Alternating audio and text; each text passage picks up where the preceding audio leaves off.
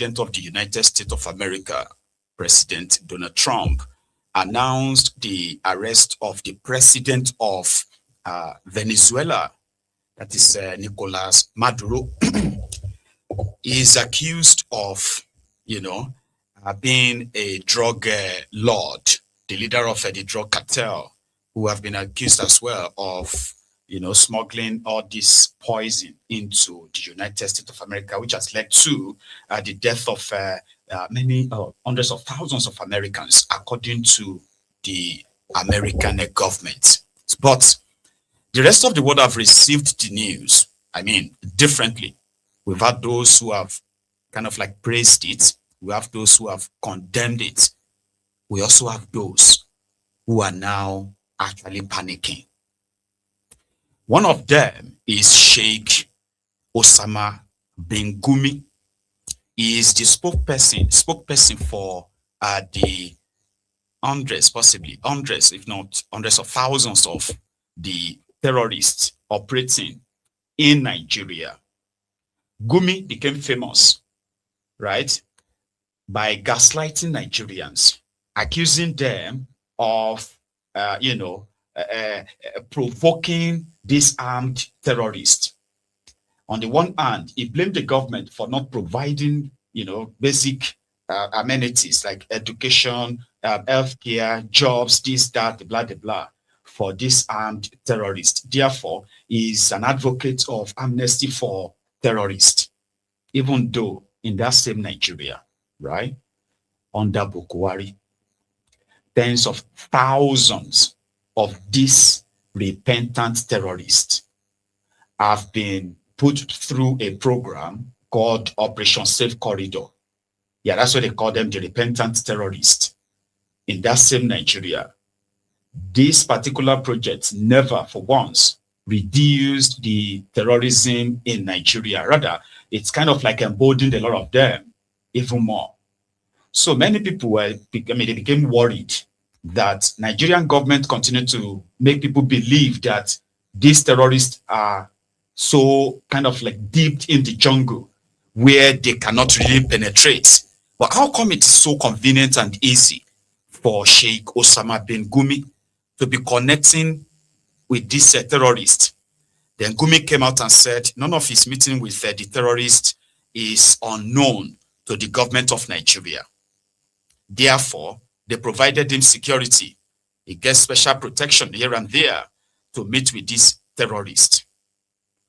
When Donald Trump said the killings of Christians in Nigeria by this Islamic jihadists, Islamic terrorists must stop, one of those who took it upon themselves, or like making it more or less like defending the terrorist, is Gumi. Gumi went on different media tour, like going to different media houses, not only to condemn the interest of Trump in what is happening in Nigeria. It was actually mobilizing Nigerians to rise up and reject any American intervention in this terrorism business in Nigeria. Well, he actually succeeded to some extent. He got to the point where, surprisingly, right, a lot of Nigerians, because they are Muslims, started speaking against this, planned attacks on or strikes against the terrorists in Nigeria. Because to them, it's going to be an attack on the northern Nigeria. It's an attack on the Muslims and the blah, the blah, the blah. So all that didn't stop the US government as well as the Nigerian government from, according to them and the report, from still striking the terrorists. Gumi wants what he called non-kinetic. That is, to pamper the terrorists, to negotiate with them, to plead with them, and give them whatever they want, and coexist with them.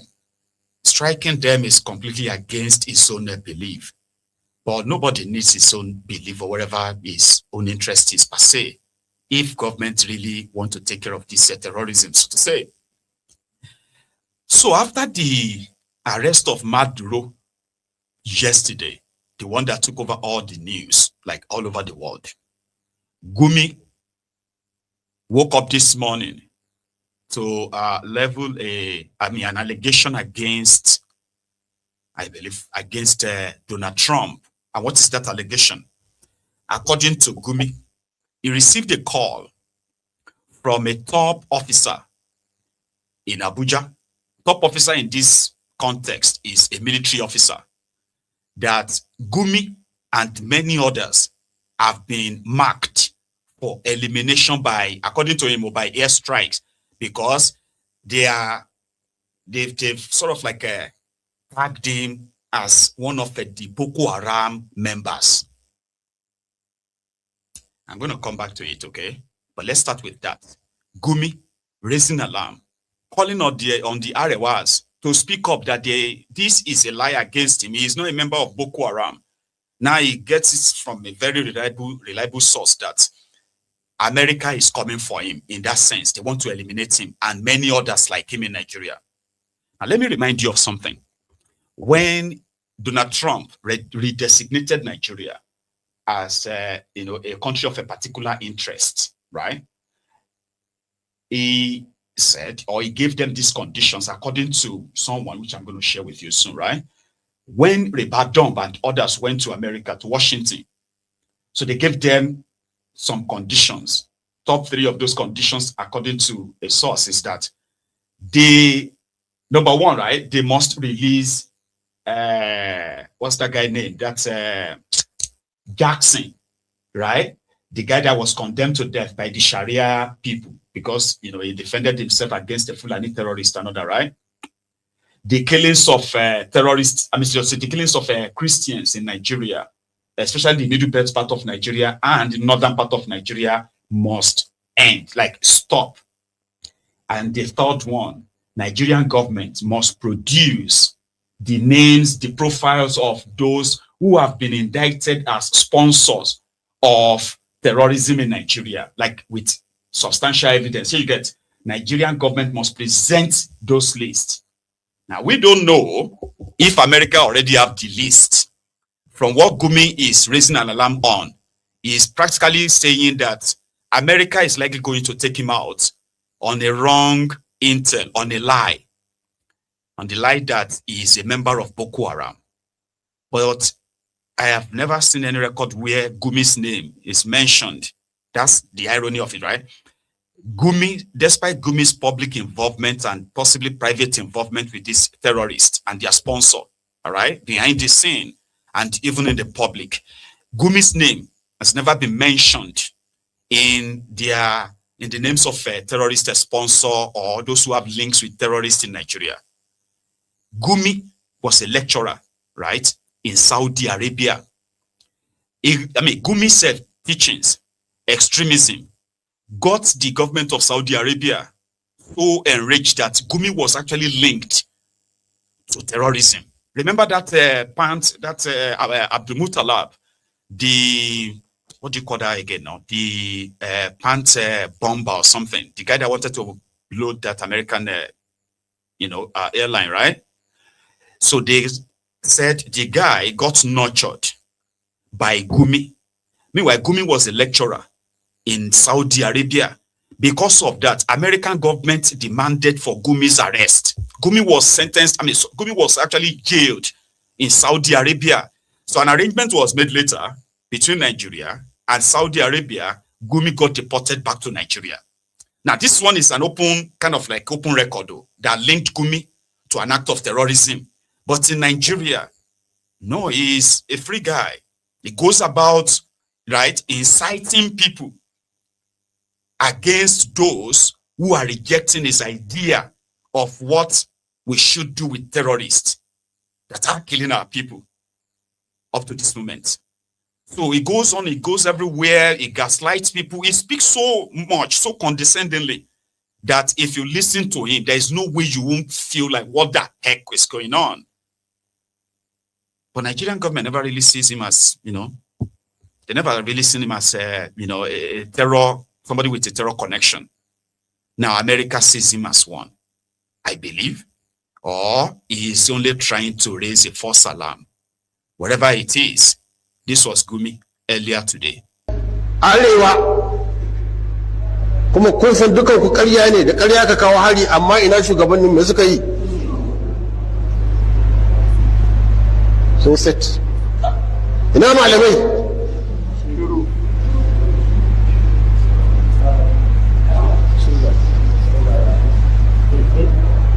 Kawo muna hari kan ƙarya, tsoratar da mu, a ba mu sharuɗai, sannan kuma a shigo da kuɗi ƙasar na a ce a wannan kashi na Kirista ne. Wani ƙasa ne ma za ta yadda a shigo da abu don a raba al'umma? Ba wata ƙasar da za ta yadda, sai ce a ko dai ka kawo dukan mu ko ka riƙe abinka ba maso koko. Amma duka an yi haka, ba mai ma magana, ba mai surutu, kowa ya can yana tsoro.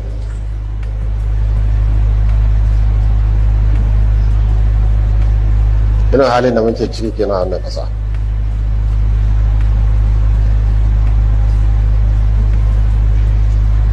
Suna lagos sun zo yakin 'yan ta'adda, to suwa suka yi 'yan ta'addan? Ai su ne suke yi. Boko Haram, ku ji wani abu nan ba sabon ba. Safiyar da za a sa bom din nan karfe 8 na dan kwanta, sai aka bugo mu waya. Ba zan gaya muku wanda ya bugo mu waya ba. Sai ya ce mu gashi ana security briefings, wai an ce ina cikin list na Boko Haram wanda suka yi air marking za su yi eliminating. Daga Abuja ka bugo mu ana security meeting cewa an yi air marking ina za a eliminating ina, kuma su waye Boko Haram. Sai kusan la'asar za mu je tafsiri cikin azumi, zan yi projection. Yaram. So Gumi said he received a call from a top officer during their security meeting, where it was discussed and names were given, including himself, and they will actually use airstrike. I don't think America will need airstrike to take a Gumi. They didn't use airstrike when they came for Maduro in that sense, did they? No, I don't think they did. No. So Gumi have access to a top officer in Abuja. Think about this, so that I'm about to sort of like dissect to. So according to Gumi, a top military officer called in from Abuja to warn him ahead that his name and others and the names of others have been penned down for elimination because through airstrike, because they are linked, or they are probably linked to Boko Haram. So Gumi have access to a top military officer who have access to an intel that ordinarily should never get to him. How many of such intels have these officers in the Nigerian military? And how many of Gumis do you have in Nigeria who also have access to some of these top military officers who can have access to top military intelligence and share them in tidbits, in snippets? So when you now talk about the military of Nigeria being compromised, where military officers have been sent to their death, where they ran into ambush, an intel that was supposed to have been, kind of like approved, authorized from the top echelon of the military. So, okay, the order has been given, now go, only for them to run into ambush. Ambush of ready-made, Fulani terrorists, Boko Haram terrorists, Lakurawa, ISWAP, and name it. I bet that is one part that many people actually won't really pay attention to until I am saying it right now. A lot of you are more interested in his panicky state. Where are Gumi? They are coming for you. America come for him. Well, if they would ever come for him, but here is something. A top military officer, because if America is coming for anybody in this sense of their supposed fight against terrorism in Nigeria, that should be a top level military information, shouldn't it be? Now, if somebody like Gumi can tell the public that he is aware, and if that should be true. Now, me personally, I am not probably going to say, except for the publicly available record, sure you get, of Gumi's link or connection to terrorism and all that from Saudi Arabia. But in Nigeria, okay, apart from his connection again, knowing those, I mean, the locations of the terrorists, despite the fact that the Nigerian authority continue to make us believe that the terrorists are deep in the jungle, enough that nobody actually knows where they are.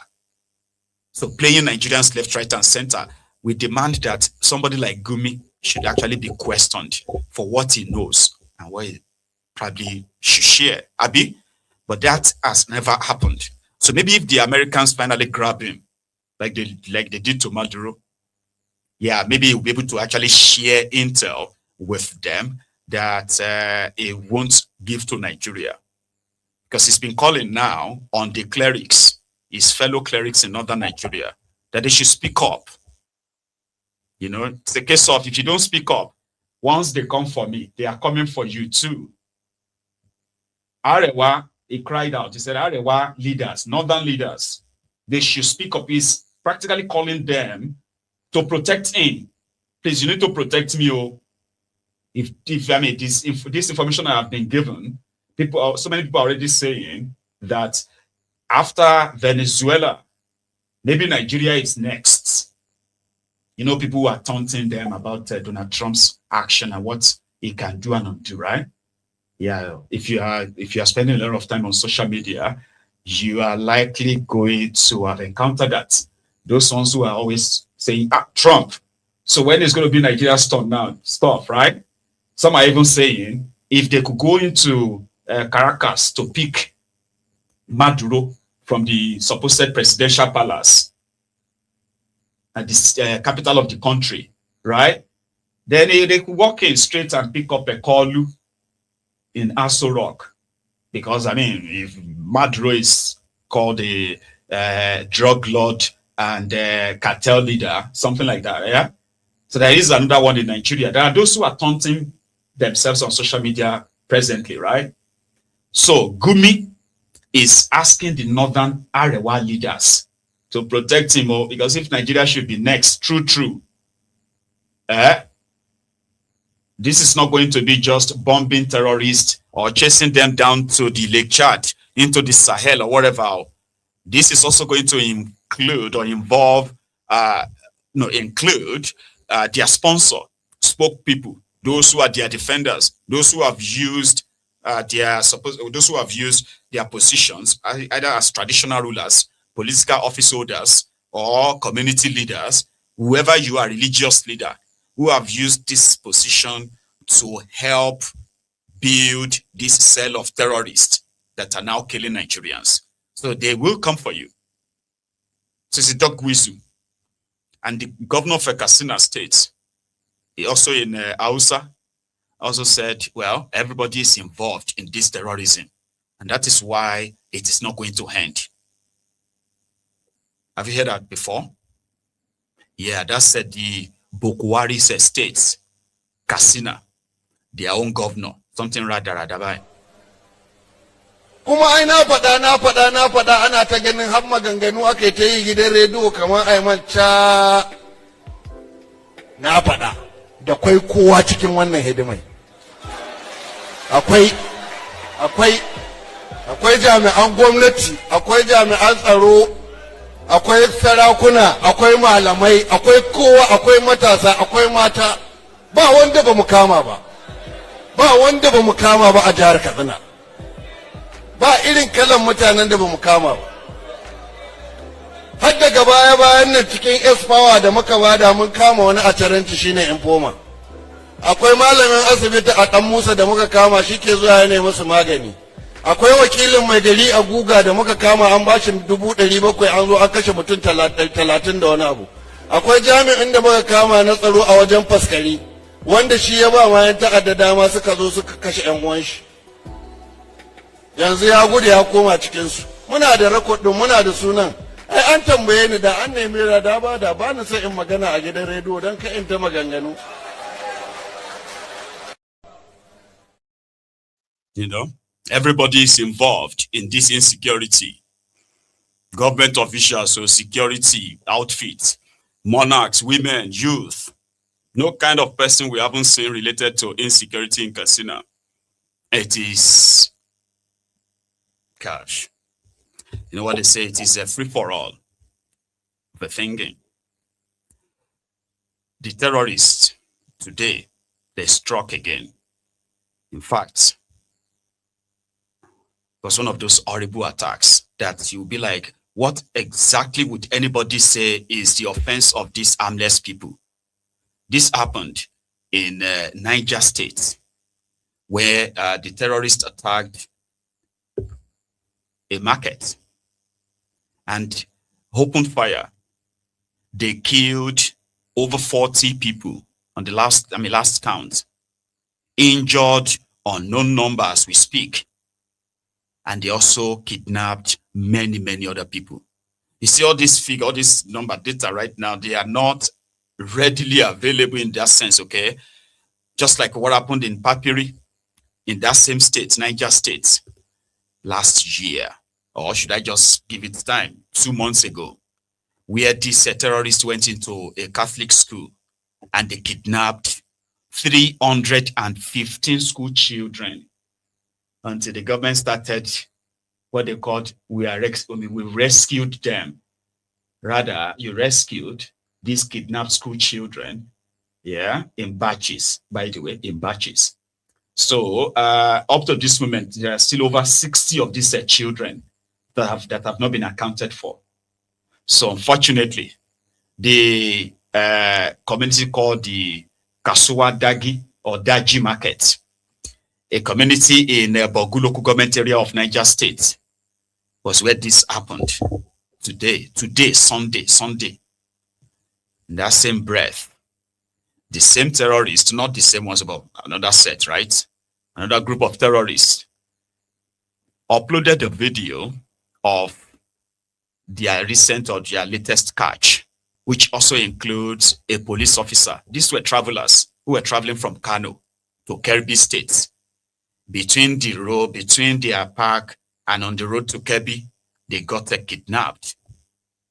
And the terrorists made their video, used their own device, their own phones to make a video, uploaded the video on these victims' social media page, demanding for ransom. All of this today.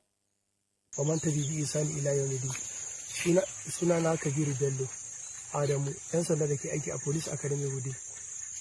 A jiya da rana na tsinkayi kaina ina kan hanyar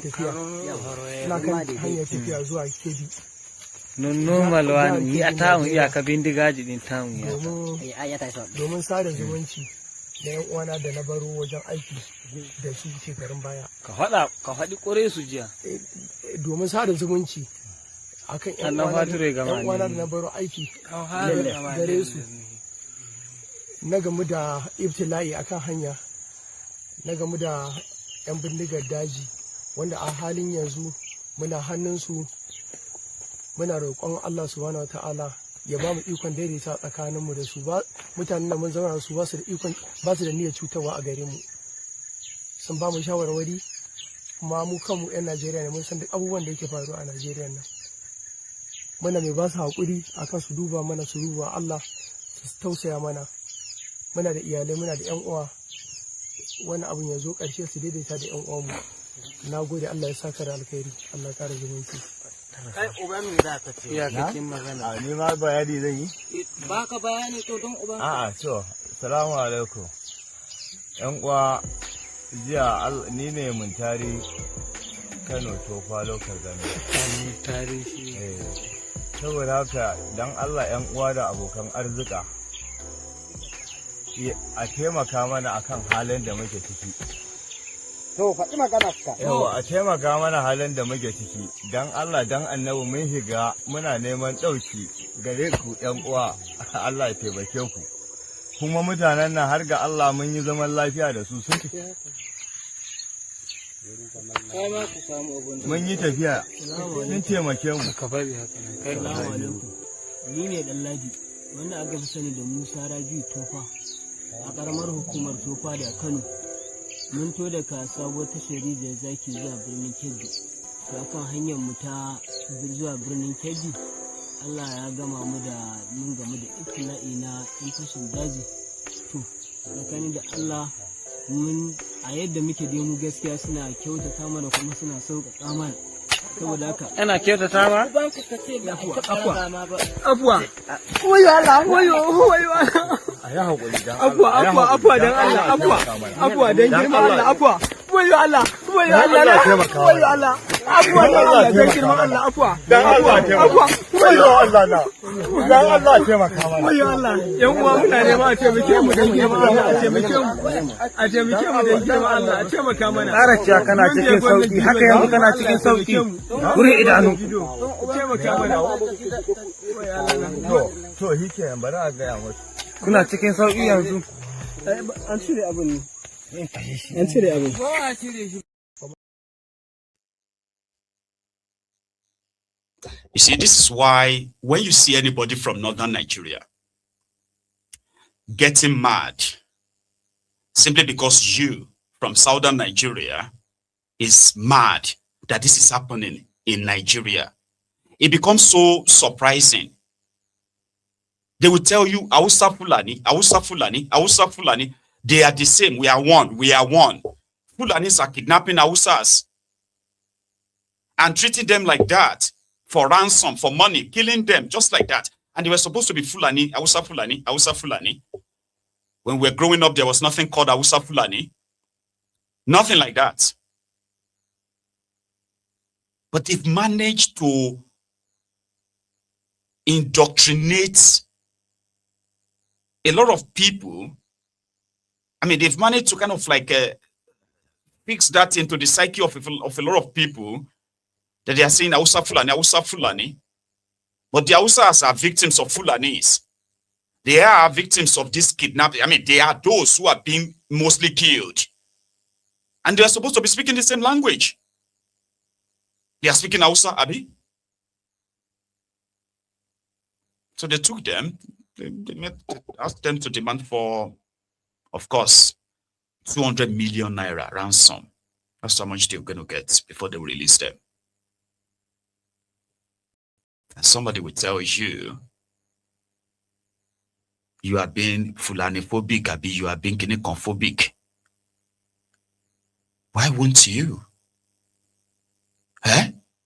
In a country, that's government, a country, sovereign country, they'll say Nigeria has sovereignty. You have sovereignty. The sovereignty of the country cannot be abused. We cannot let anybody come and, maybe we should just pray. I want to return the glory to God Almighty who delivered me from the Fulani henchmen. On 30th of November 2005, I was going to Owerri, reaching to Agua to Ejemekuru. Are you talking about 2005 or 2025? 2025. Okay. Choosing, praise the Lord. Hallelujah. As we are going to Owerri, we reaching to Ejemekuru, we saw the Fulani henchmen. They are about 15 in numbers. So we stopped the motor that we should stop. I tell the driver to move. And when driver with a fear, he ran away for back. He turned to back and he ran away, come hit for bush. As we reached there, driver jumped out from the window and all the Fulani henchmen point the gun at me. I now come down from motor. I now rush them, say, I am a chosen. I am a chosen. You Fulani henchmen, who are you? Correct. I can't declare again, I am a chosen. I said, move, move. They dragged me to bush. I said, I will not move anywhere, that I am a chosen. I am a chosen. I am a chosen. You Fulani henchmen, who are you? Where is the God of my past of power? Where are you? And I rush them with that gun. So when I rush them, They drag me, they want to drag me to bush. There is no, they could not. I can't grab him and gone. As I grab him like this, all the other people, all the members of Fulani Henson run away. I just grab one. Power. I grab one. I just drag him. Where is the God of my pastor power? Where are you? I just drag him. I just drag him. I just drag him. I just drag him with the God. Just praise the Lord. Nambo kombidoro. Nambo kombidoro. Nambo kombidoro.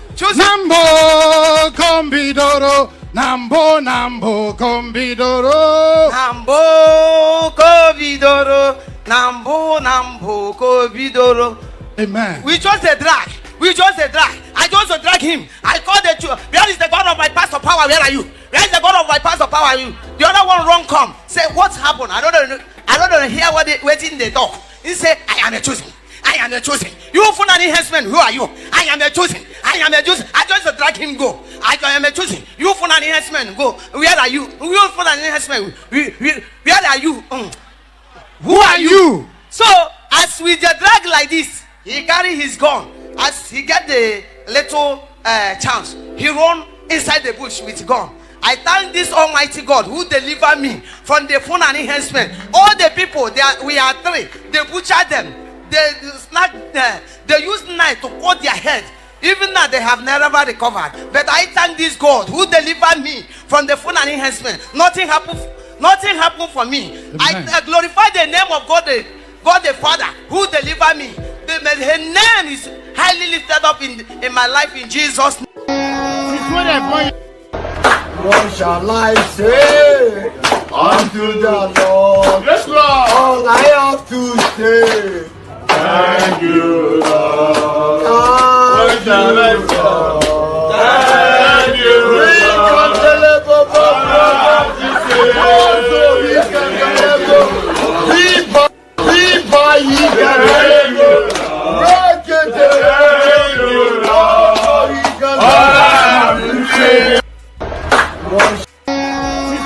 You never seen this kind of abuse before.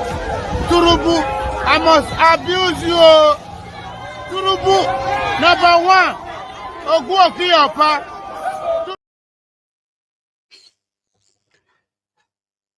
And for the record, brethren, there are at least over 80% of Nigerians who are suffering from mental health, one mental health problem to another.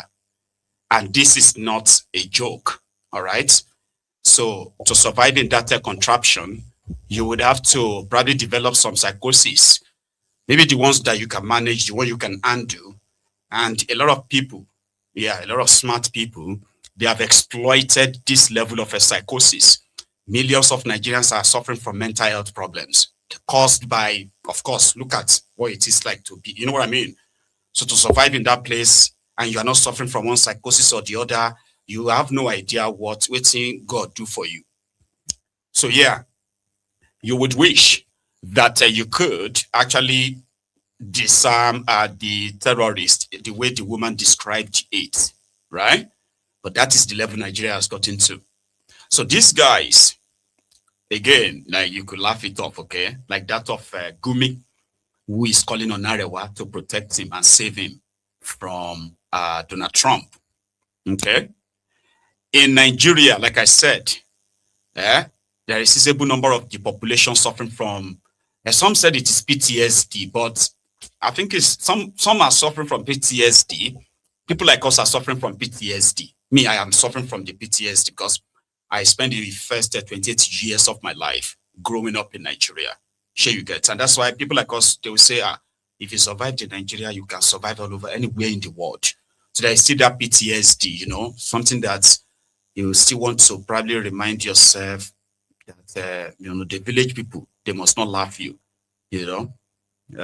My own kind of like PTSD about Nigeria is that of when I am driving on the motorway and there is this something that looked like a tanker, fuel tanker in front of me, right? A fuel truck like that, right? And I'm behind. There's always something in me. I mean, like my own PTSD will be like, what are you doing behind this truck? What if this truck loses control and boom? What if this truck just explodes? Why don't you get away and get out of here, right? I mean, just get away from this, you know what I mean? And also, if I notice a truck behind me, I'm always like, you know what if it loses its brake? I need to get out of here. I don't want any truck behind me. I don't want any truck beside me. I don't want any truck, right, going in traffic in front of me. That's my own PTSD. And a lot of us can probably still, a lot of us are still suffering from our own different kind of PTSD and all that. But I'm talking about chronic psychosis. America said Maduro has done so much to affect the Americans. Okay, is being part of those considered as sponsoring or backing the violence against Americans, drugs in America, and all that stuff. So that is an accusation. They've indicted him in New York, and then he got arrested. Something that a lot of people are so like, what? How could you arrest a president in his own country? You know what I mean? You can't even arrest a president that goes to America, to United Nations. Here you get, like, you can't arrest him. But I think it's basically like America could arrest anyone if they want to. Or yeah, or some. So we're still dealing with the Maduro thinking and looking at where that is headed. About some Nigerians group themselves together. They are protesting in Nigeria against the action of Donald Trump in Venezuela.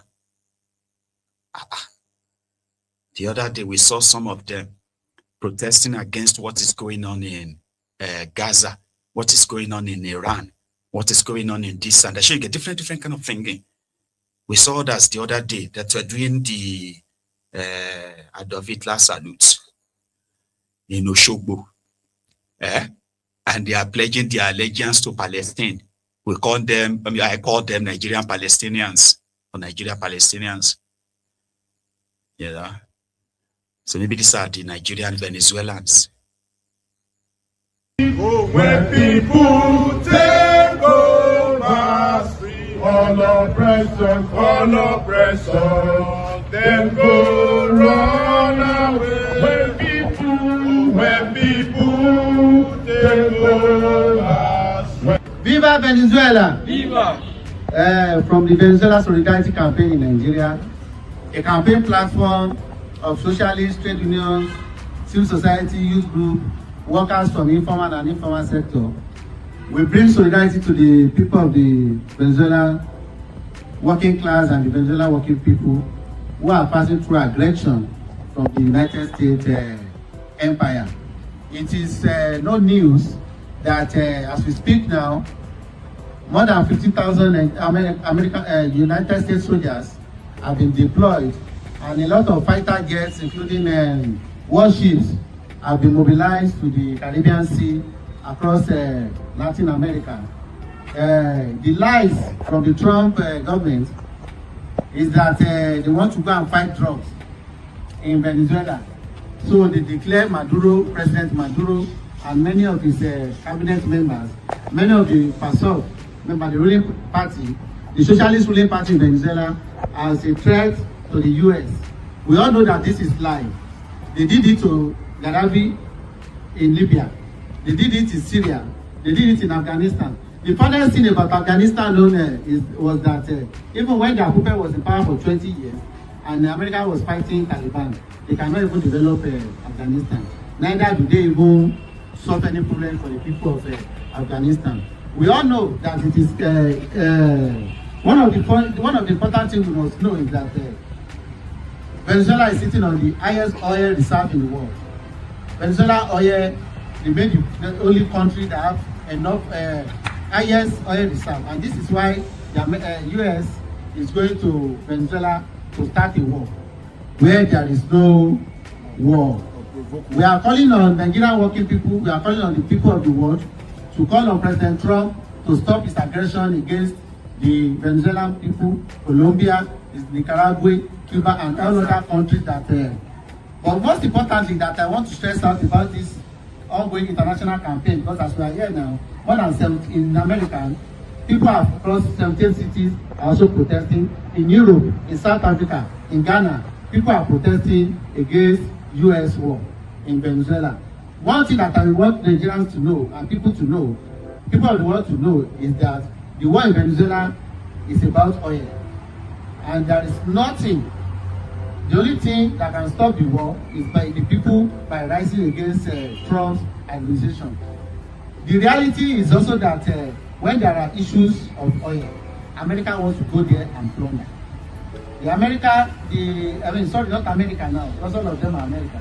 The United States remain a capitalist empire who kills, when they preach human rights, today is international human rights, but when they even preach human rights, you realize that what they do in the United States has something to do with human rights. On the election, I want to say something. I used to tell people, what they are doing in America is not election. What they do is money bags contesting against money bags. And it's important to stress it that whatever it was, the United States government have no right to intervene in internal affairs of any other country like Venezuela. And it is important to also stress that the Venezuelan people are ready to confront the monsters of imperialism. And as we speak, the Congress in the United States has not been briefed upon the actions Trump has been taking. And so on this note, I said that we will continue to support all the campaign against imperialism anywhere in the world. We continue to stand with the Bolivarian Revolution. We continue to stand with President Maduro and all Venezuelan people who are opposing to the crisis of to the global capitalist crisis. On this, I said, Aluta continua. Venezuela is not a threat. Venezuela is the future. The coalition of civil societies in Nigeria have gathered to show solidarity to the peoples of Venezuela against oppression, against harassment from capitalists, especially the U.S.-led government. Venezuela is not a threat. Venezuela is the future. Venezuela is the future. Venezuela is not a threat. Venezuela is not a threat. Venezuela is the future. Venezuela is not a threat. Venezuela is the future. Venezuela is not a threat. Venezuela is the future. No to war in Venezuela. No to war in Venezuela. No to war in Venezuela. No to war in Venezuela. Viva Venezuela. Viva. Viva Nigeria. Viva. Viva humanity. Viva. Yes, we are here today in solidarity to the good people of Venezuela. We are saying no to war. We are saying no to capitalism. We are saying no to oppression. We are saying no to every policies that U.S. governments are pushing against the good people of Venezuela. It's against democratic norms. Today is the 77th anniversary of the Universal Declaration of Human Rights. As we commemorate this landmark achievement in 1948, we, the people of Nigeria today, extend our solidarity to our brothers and our sisters in Venezuela, and we are saying no to war. Viva Venezuela! Viva! Viva Nigeria! Viva! We are a poor nation. The ban code will follow. They say firewood not smoke. They say we need to plant more trees. And they are not giving us money.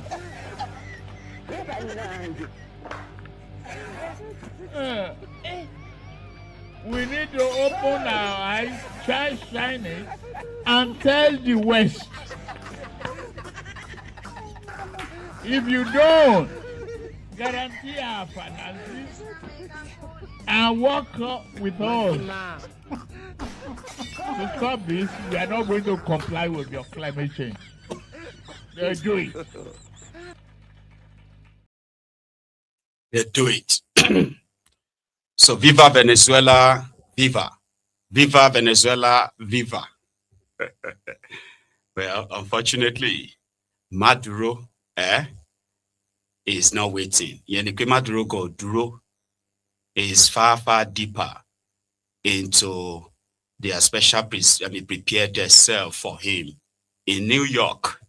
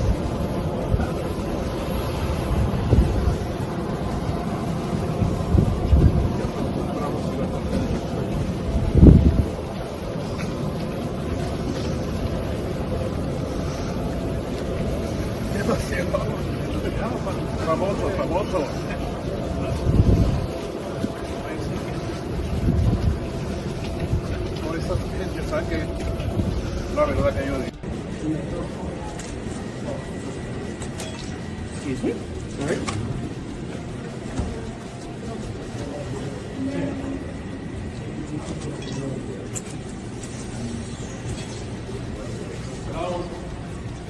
Happy New Year.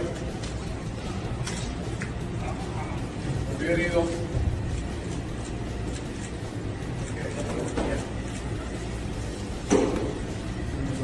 Good night, good night. Good night, good night.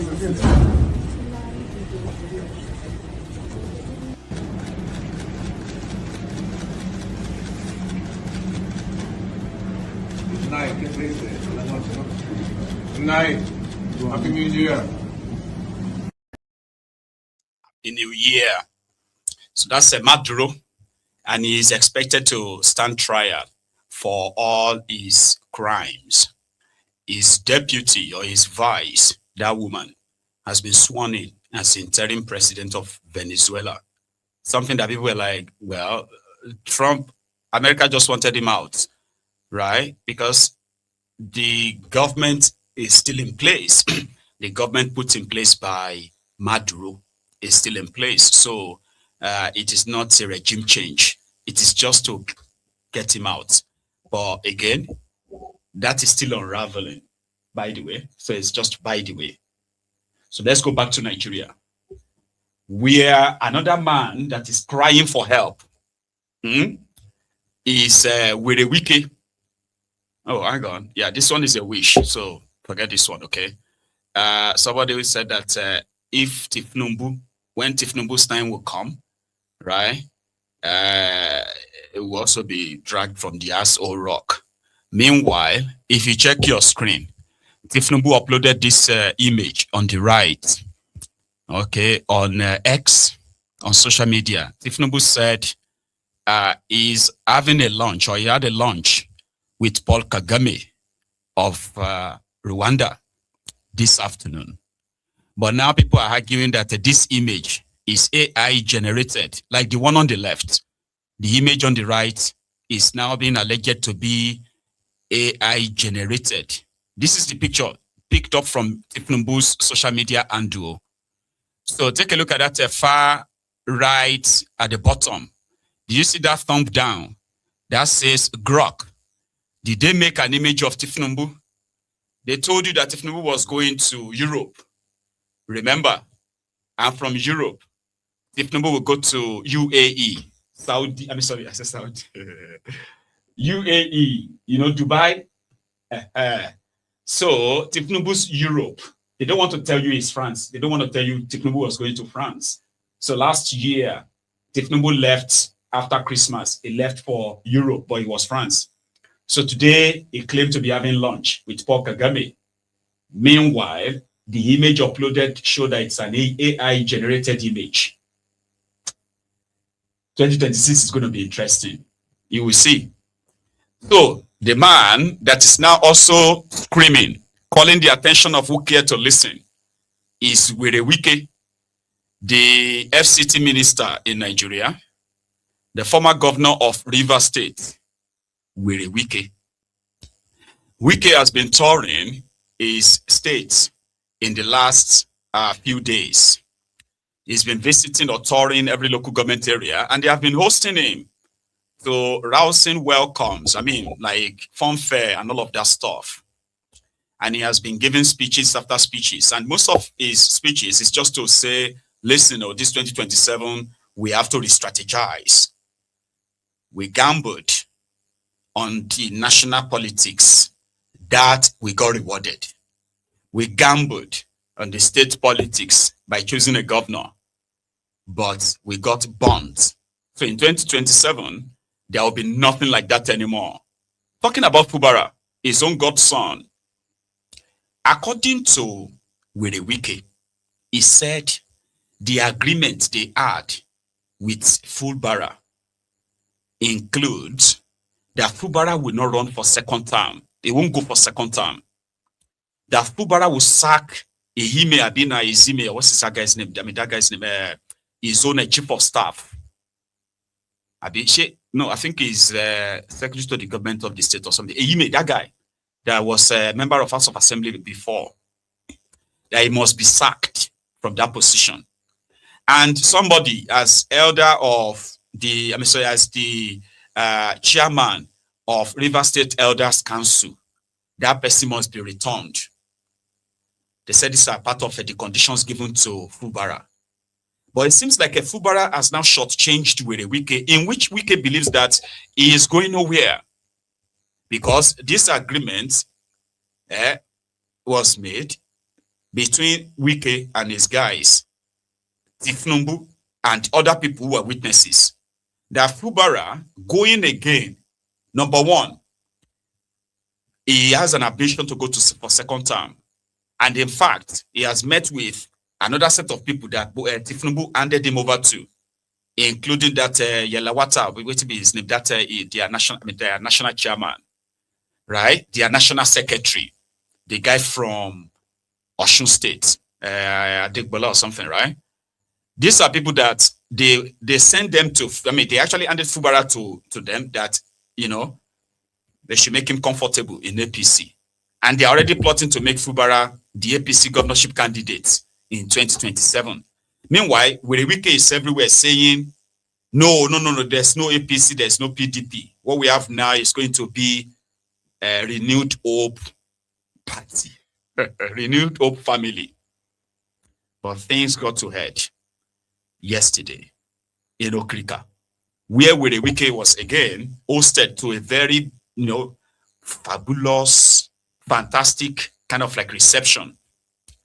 Then when it was time for Wike to speak, he was told that wherever Fubara goes is where they are going. That they wish that they will settle their, their differences. That kind of shook Wike enough that he had to tell them the truth. That listen, in case if all of you don't know, if Fubara gets second term, my political career will be buried. How? As how? Wike. Let's go to Okrika. First, the reception they gave him, which made him feel like, felt like, okay, it was going to be a good day. Nah, it was actually a day for him to openly profess his frustration. Let us start with the reception. Wike.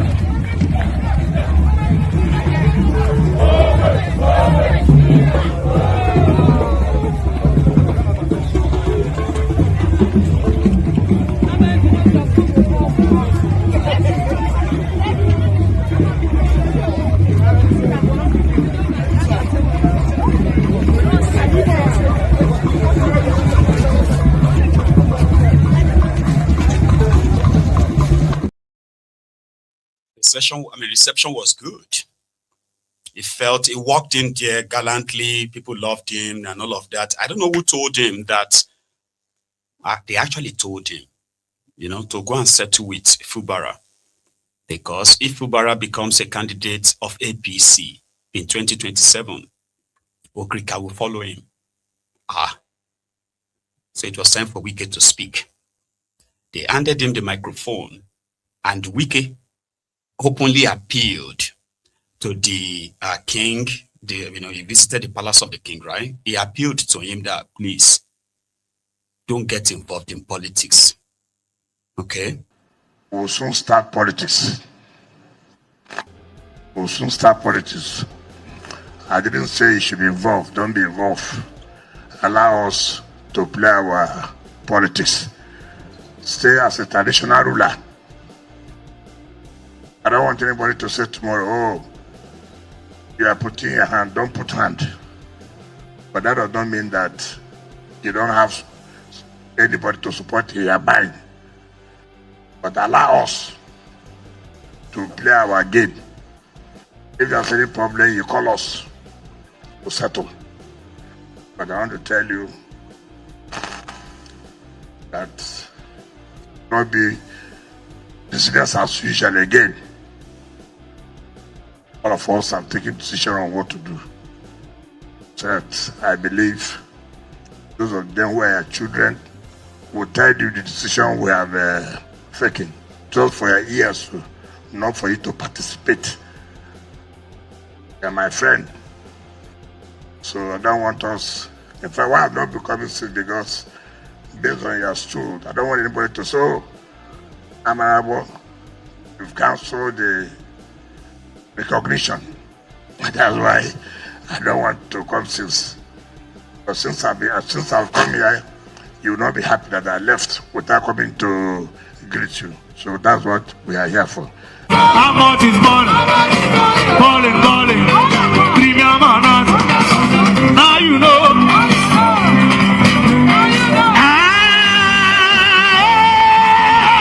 This guy gone.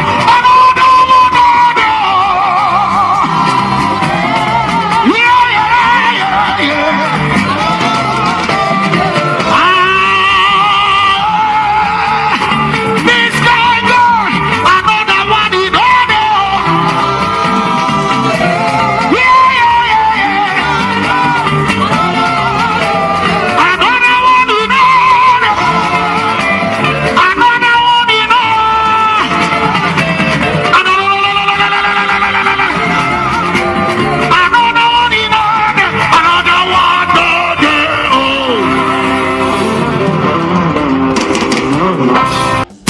Continue. 70 years old man.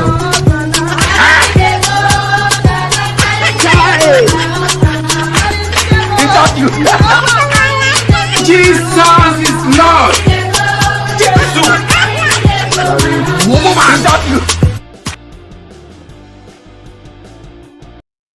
Wike, he went to that traditional ruler to softly warn him. I don't want us to fight. I don't want you to take sides. We have made up our minds of what to do. And yeah, that's what we're going to do. We wouldn't want a situation. This is indirectly saying we wouldn't want a situation that you are going to take side with the other side. And once they lose that power, because that is what will happen in Rivers State, the moment Wike have his way in your 2027 charade, once he kind of have his way, right? Boom. You see all those people who are on the side of Fubara, starting with this, starting with those ones at the local government levels, their political career is finished, dead. The traditional rulers who took sides, their own career, being traditional rulers in Rivers State is also gone. That is what will happen. A total clean sweep, because according to Wike, if Fubara should get second term, his political career will be buried. So right now, the Rivers people will have two choices, I think. to help Wike maintain his political career and help him bury Fubara's career, or stay with Fubara and bury Wike's career completely, or the third option, bury their careers and their minions, their foot soldiers, the anger-ons, the crumb eaters, the crumb chasers, the praise singers, the all-risers, those old men in their 50s, 60s, singing, dancing for Wike and Fubara, left, right, and center. Oh, because, Asha Jeun, man must chop. Maybe Rivers people should actually bury all of their careers come 2027. I will take the last option if I have a role to play. But here is Wike telling the Rivers people why they must never allow Fubara to get a second term. We are taking decision, no going back as far as Tinubu is the other one. Well, no way. No way. Because if we make another mistake, then go and bury yourself politically. I will not allow myself to be buried. I will not allow that mistake again. We are not. So I want to assure you here that we are working together. There's nothing like party here. It is Renewed Hope family. Renewed Hope what? Family. If you are not a member of this family, we will face you in the field. Yes. If you are not a member of this family, original member, not fake one, we will face you in the battle. Oh, blah, blah, blah, blah, blah, blah. Oh, be one. So let nobody bother himself. Let nobody bother himself. We will do what we know how to do. They will see nothing yet. By the time we finish, they will better go and rest. Because I was hearing somebody say, oh, those who work for Atiku have joined them. You work for Atiku, you couldn't give Atiku 10%. So what is the political relevance? You cannot. These are the foot soldiers here. Yeah. We will do what we know best at the appropriate time. We will come back, sit down with you, and see what you feel, what is your own thinking. Amen. And then we can move forward. So don't say I didn't tell you. I've told you that mistake we made in 2023, we shall correct it for the betterment of everybody.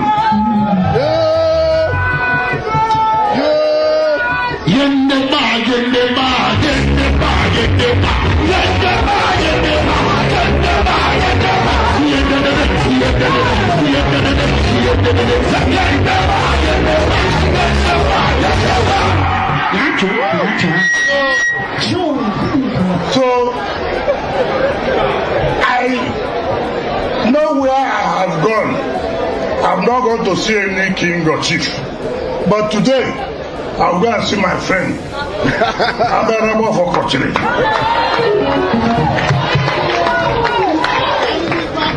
I know he's a traditional ruler, but I'll go and see him today. Because we have been friends. People should remember things.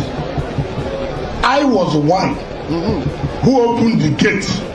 I made the Honorable of Ogoloma first class. Yes. Very well. I made the Honorable of second class.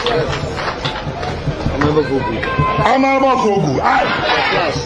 There are 8 every college I did. So people don't understand. This was what no governor could try.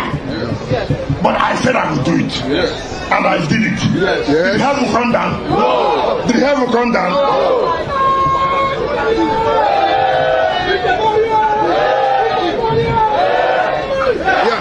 So, we are taking decision, no going back as far as Tinubu is the other one. Well, no way. No way.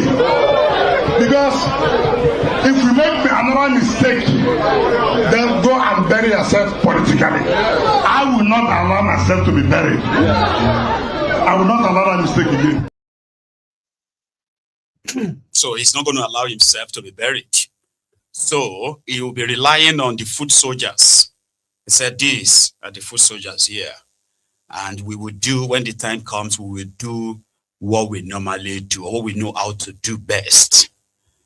So you should all start getting ready.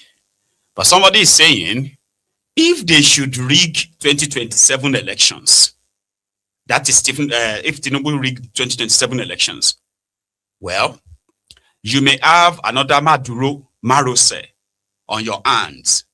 I didn't say it is a PDP, one of the PDP leaders, okay? And his name is Sadeto Kumbo PS. No principles. I mean, things are just happening haphazardly, and it's shameful. But the PDP is alive and well, believe it or not. You see, because the indication for me is what is going on in the field. We have, our structure is solid. After that National Convention of November 15, 16, 2025. In Ibadan. In Ibadan. Everything is in order. The only problem we have now is INEC that is giving recognition to people, our members that we have expelled. I mean, that is the only problem we have. It's a big problem, isn't it? It is a big problem. It is not a problem only for the PDP. It is a problem for the question of survival of democracy in Nigeria. It's a question of integrity of our institutions. Where you have INEC, the chairman, I said it before many times, I'm sure you know that, so long as the president, who is going to be competing in the same election, is the one appointing the INEC chairman, we have a problem. So that problem is there. So the INEC chairman has to be above board. Everybody has to sit. So far, Amupiton is behaving just like the one before him, satisfying everything that comes from the political party in power. It's not good enough. So that's a problem for us, but it's a problem for the whole of the Nigeria. And that is a terrible thing to do because the whole international world is watching.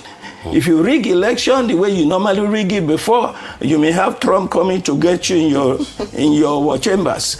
You may disappear overnight. You're using Trump to threaten the Nigerian state. Yes. Yes, that's what you're doing. Yes. Everybody has to be careful. This is not the first time it's happening. International Criminal Court is there. So be careful what you do. The way they rig election in Nigeria, and no. It's not going to happen again. 2027 is going to be different. So everybody be on the lookout. What we are doing in the PD is making sure that we talk to members of the party. Look, see. Again, everyone is now gearing up, getting ready to tell you, you'll be hearing different threats. And they are just harmless threats, so to say. Maybe some of them will be serious threats, but mostly harmless, like if you rig the election, if anybody rig the story, when the day of the charade comes, the entire social media will be flooded with those who are thumbprinting, multi-thumbprint. I mean, they are like multi-thumbprinting different ballot papers. You see those who are fighting and snatching ballot boxes. You see those who will be telling others not to vote here. Go, you can't vote here. Everybody, move. You get what I mean? All these videos will be flooding everywhere. And guess what? Before you know it, results will start flying again. Results. He even added more. Interesting convo. At the time when there was going to be a change of government from Jonathan to Buhari, sure, it became anything. Let me remind you something. Just give you an insight, right? This is him now talking about the designation of Nigeria as a country of particular concern, conditions given to Nigeria in the fight against this terrorism. And so far, so good, right? It seemed Nigeria has only fulfilled one, where, what is this guy's name again? Samuel Jackson or something. Jackson, right? Has been released, discharged and acquitted, right? It's not standing I mean, it's not waiting to be hanged by what their Supreme Court ordered, right? So that's one. The second one is that they will fight the terrorism head-on now. And it seems they are already doing that, but it is still not been effective, so to say, right? That's what he's talking about. Now listen. At the time when there was going to be a change of government from Jonathan to Buhari, Sure. it became anything but Jonathan. Sure. So if we're continuing like that, are we really getting it right, or we're simply repeating the mistakes of the past? No. We're saying that, you see, the point is, let us be sincere. What got Jonathan out of office was not because Jonathan was not performing. An illusion of failure was created. The bombs were going off. Boko Haram was very active at Yes, that time. very active. Car parks were being bombed, churches were being bombed. That is true, Nigerians were dying. But unfortunately, the people behind the whole development of Boko Haram are the people in APC government now, including Buhari himself. No, that's an allegation. Yes, it is an allegation, and I make it boldly to be sued. Anybody can take us to court on Because it. we're still having terror attacks. It If is- you say they were the sponsors and they are now in government, so how come we're still having the terror attacks? That is why they cannot stop the terror attacks, because they are in collusion with the terrorists. That is the issue. It's an allegation that It is an allegation, and I'm not the only one making it, and this is not the first time that it's been made. Since it cannot be proven, maybe Three we should things that the American government has asked the Nigerian government to do to avoid the kind of thing that has happened to them in Venezuela. One, you release, what's his name? Is he Jack or Jackson, the guy that was arrested Yes. defending himself? Release him. Number two, publish the name of people who are sponsoring terrorism. They haven't done that. They can't do it.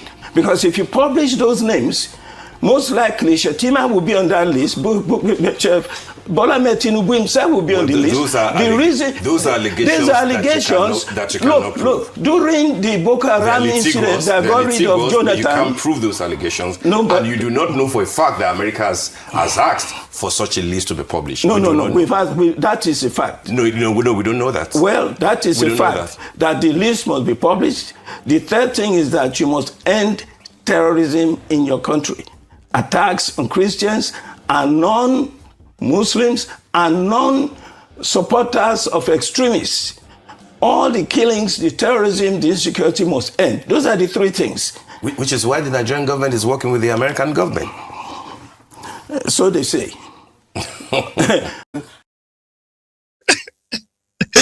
Oh, I like that man. About Detongubo, PS. He's in Nigeria.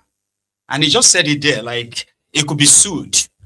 Don't harass me. Don't arrest me or something, right? Sue me if you think I'm making a wild, very much insightful allegation. But he's saying the truth. Kabiru Shokoto, a Boko Haram bomber, who organized the bombing of an Abuja church on Christmas Day. He was arrested, put on trial, while he was being transported from police detention to another detention. He got missing. He disappeared for straight 11 months. When he was recaptured, guess what? He said he's been living inside the Borno State Governor's Lodge, Abuja. And he's been driving around Abuja for all this while. I didn't say that. There is a court document that referenced this I just told you. And who was the governor of Borno State at the time? Your current vice president, shitty man. So the man is not making things up. They all know what they have done. They all know what they are doing. They all kind of, you know what I mean? It is such like a cult. And that is the reason why what you are witnessing in Nigeria today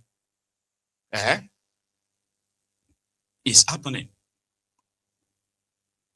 Because if the government is not involved, if those in government are not involved, there is no way this terrorism would have become so big like what you have right now and so established that there is no any real major arrest and trial of all these murderous terrorists? None.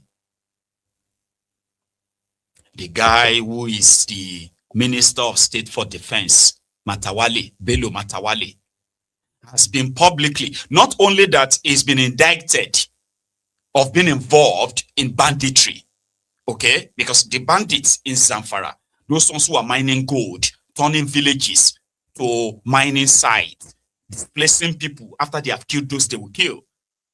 They all ended up, most of them ended up working for him, the state governor.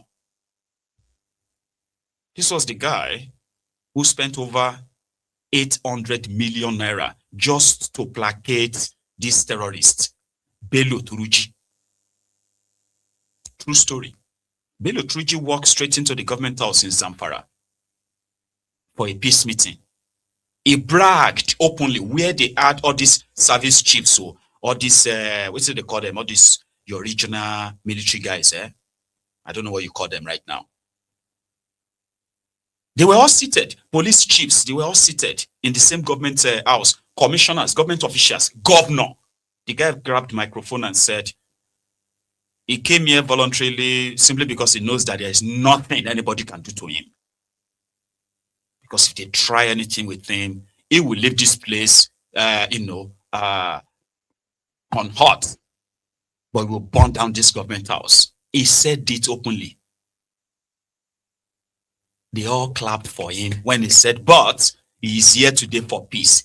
870-something million naira was what that visit, that relationship, peace deal cost Zamfara State. The guy is the Minister of State of Defense right now, sitting in the room where they are discussing security intel on how to destroy the terrorists. And you actually believe that is, So the old man is not really lying.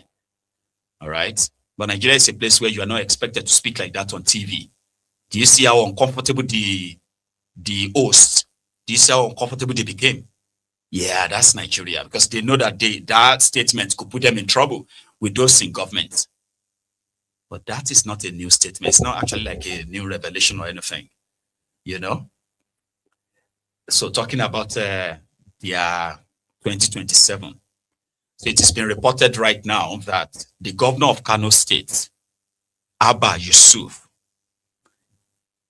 is likely going to go and join APC soon.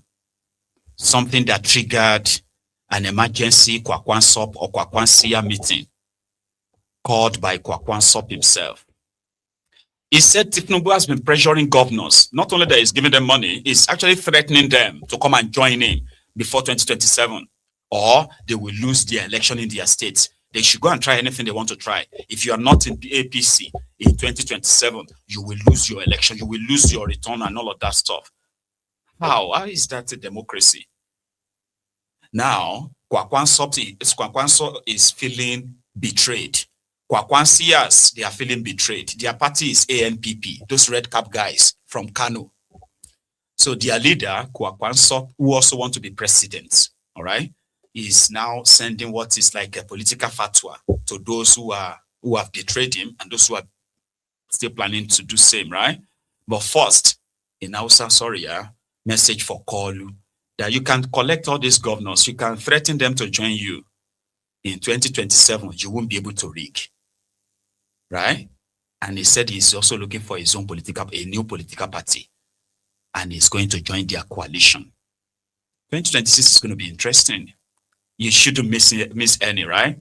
So for a moment, before we join Kwakwansop, right, could you please take a moment, if you haven't really liked the broadcast, the video, just 1 second, right? Like it, and then let's continue. I'll remind you again.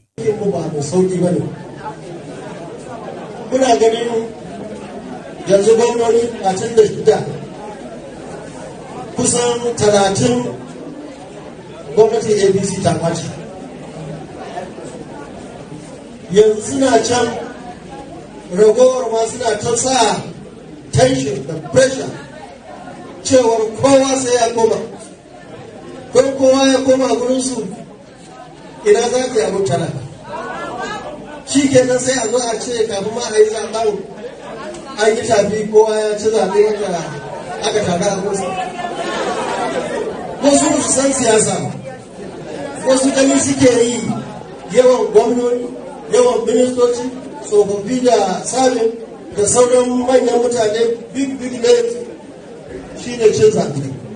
Wanda ba haka ne, cin zaɓe shi ne ka kwantar da hankalin talaka mai zaɓe maza da mata matasa su yadda in ka samu sun samu wannan shi ne cin zaɓe. In za a buga sau ɗari a haka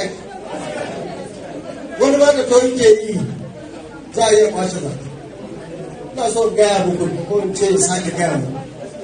Zaɓen 2027 ko ba zaɓe ne tsakanin. So that's Kwakwaso telling Tifnumbu that even with all the governors, put all of them on your side, defeat awaits you in 2027. Kwakwaso was pretty much rumored after meeting with Tifnumbu a few times. He was being rumored to be planning to join their APC. I don't know what changed, but he's currently saying that he is willing and ready to be vice president in the coalition of ADC, right? But they are talking now to the ADC, and they are he is likely going to now take their ANPP to coalition. It is also in Hausa. Nake sanar da ku cewar don da yawa mutane wani ma cewa ake yi haɗin baki ne za mu option 1, option 2, option A, option K da sauransu. Ai muka kawo wannan options ɗin saboda mun ga ya dace da wannan lokaci, wancan lokaci. Amma yanzu wannan lokaci harka muke ta ƙasa, harka muke ta jihar Kano. Dole sai mun tsaya mun tara karfin mu guri ɗaya wanda yake za mu daɗa samun nasarori a zaɓuɓɓuka masu kyau. Ko mun gaya mutane, ok za mu tafi da ku. Menene kuka karɓo mana? Sai a ce za a bani wasu 'yan mukamai. Za a bani 'yan mukamai? Ok guda nawa? Kuma wanne ne daidai ni?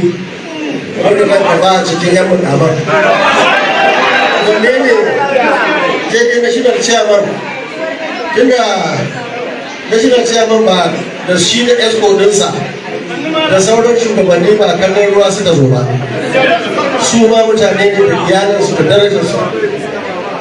Duk wannan bayanai babu wani mai ansa, amma abin da nake gaya musu shine mu a lissafin mutum na ƙasa muna sa rai mu samu jama'iyya wacce za mu haɗu da wasu ko NNPP ce ko wata jama'iyya ce, amma abin da muke so na fari shine wanda za su yarda ni Rabi mun Kwankwaso in hau kai ko ina lamba ɗaya ko ina lamba 2.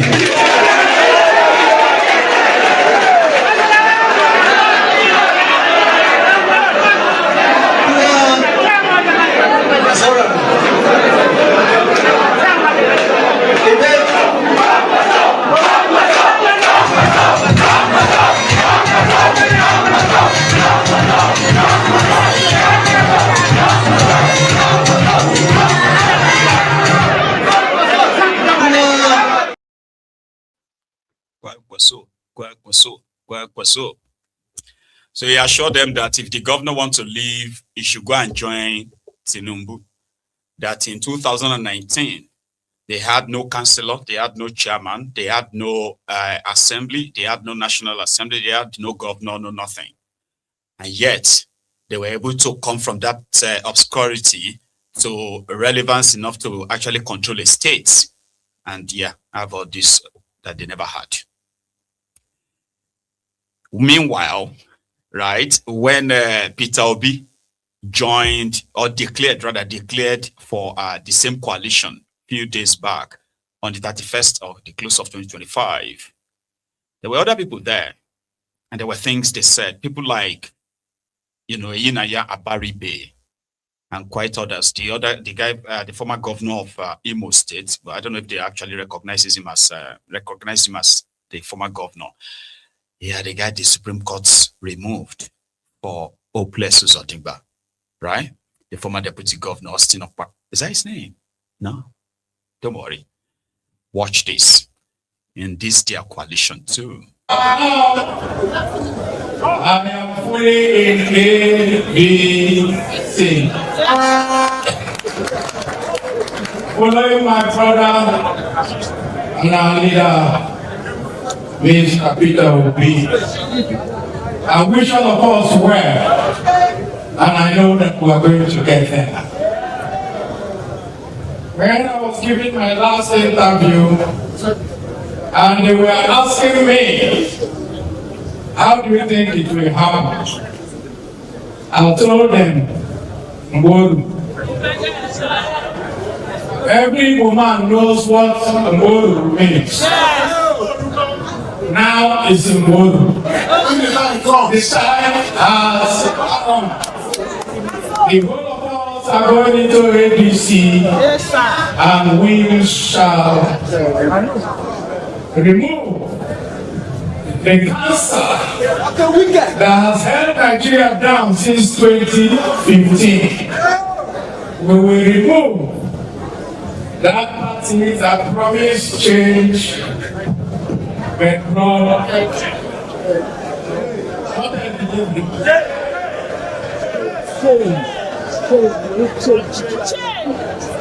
That party brought death and destruction to Nigeria. Yes. And so I wish everyone well, and want to pledge my loyalty to our chairman, Mr. David Mann, and my party. My party. Yes, sir. Which party is my party?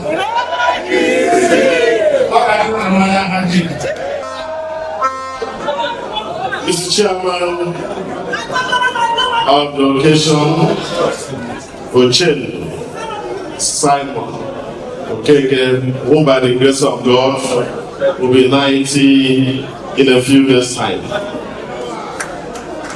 My boss, our boss, the man that has taught me so much, the good and the bad.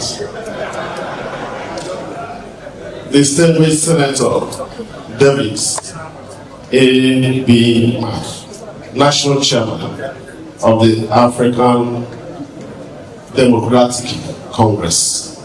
Distinguished leaders, our leader, Ogute Peter Obi. Distinguished leaders gathered here, particularly of the Southeast region. And all their friends, leaders of the Southeast, ladies and gentlemen, it is with a sense of humility and conscious of the fact that history is being made today that I accept the rare honor to do the needful. The needful is that several Nigerians, and indeed, most importantly, of the Southeast extraction, have been waiting for this moment to come. Am I speaking what you know? Your Excellency, Senator David Mark, you have heard Ogude, he has made the formal announcement. My job is to propose, realizing the fact that by His grace and by virtue of my responsibilities in the past, I was part of nurturing our democracy till these days. Worked very hard to stabilize multi-party democracy in our country. Very well aware that there is no democracy without opposition. In our time in the federal government, we ensured that opposition had their voice. Consequently, I do move, I do propose that all of us, representing the vast majority of the Southeast political players in our country, men, women, youth, and indeed the special citizens, to propose and move that we all join the African Democratic Congress as a party that we shall use for the Southeast to get back to the federal government of Nigeria. Realizing that since ADC, so the Southeasterners, so this, they are selling you that already, okay? That with Peter Obi on board, that means the Eastern Nigeria is on board the coalition. I have my friends that will say, Maiyegun, you're just like wasting your time. We're not interested in their charade. Of course I know. I know those who are not interested. I'm just saying. Right? But talking about interest or no interest, this is what would now take us back again to Wike in Awada, right? Where it seemed to have answered some of the speculations of people, right? Like all this gra-gra. So far, Fubara is kind of like, all right, okay with Tifnumbu. So at the end of the day, Tifnumbu is just going to call him. Now, Wike is sending a message to people like that to say, oh, those of you who are saying Tifnumbu will call me. First, they don't want to make the same mistake again, he said. Work. Like the risk we took at the national level worked. The one we took at the state level didn't work. But the national level owned by Mr. President, it worked. That's why Mr. President is somebody you should appreciate. Because he appreciates people who have done good things for him. The mere fact, as a Rivers man, as a South person, in spite of all the troubles, he decided that his son should be the minister of FCT. It has never happened in the history of this country. His name is Wike. Your name is Wike. You are the performing minister. Your name is Wike. So, damn it, I didn't hear that part. Is that not like a popular Christian song? Your name is something, your name is, you are the something. Oh man, I can't remember the song. I want to change this with you. Your name is Wike. Your name is Wike. You are the performing minister. Your name is Wike. Your name is Ya. Hi. Wike. That's why he's like, man, okay? He wouldn't make that a mistake again. He wouldn't do that. He wouldn't take that risk again. Now, if Tifnumbu called him, right? Let's say if Tifnumbu should call him, what is he gonna do? But his answer. Before we proceed, let's see have more for you. Let me tell you how the state is concerned. We will not let the mistake we made in 2023. Thank you, sir. I want to tell you now, don't ask me. Are we going there? We are not going there. I hear me. We are not going there. And I hear people are boasting that they will call me and give me instructions. Let me tell you. Now, that is like instruction. As far as the state is concerned. Nobody will call me. Because, like our brother was saying, you had a first agreement, somebody reneged. The second agreement, you reneged. Who can really accept it? We will not make that mistake again. It has nothing to do with me as a person. As a minister of the Federal Capital Territory, I'm very comfortable. But what I'm saying is our people here. Before, when I was governor, the United States used to be respected nationally. When a governor is talking, when I was a governor, You know that Rivers State is in charge. Yes. When I was a governor, I challenged the federal government over the police trust fund. I challenged the federal government over VAT, and we won. That's because opposition has collapsed. Everybody's running out now on your mandate. Why did you shout on your mandate 60? We have been shouting on your mandate also. Yes, I told the country, I never hid it. I said, listen, as far as Ahmed Tinubu is concerned, there's nothing to think about it. He has to complete his 8 years because he has shown Rivers State love. Who would ever believe in this world that a Rivers man will be a minister of the Federal Capital Territory? Who would ever believe that? And by the grace of God, we are doing very well. You can see that Rivers State is respected because of what we are doing in the Federal Capital Territory.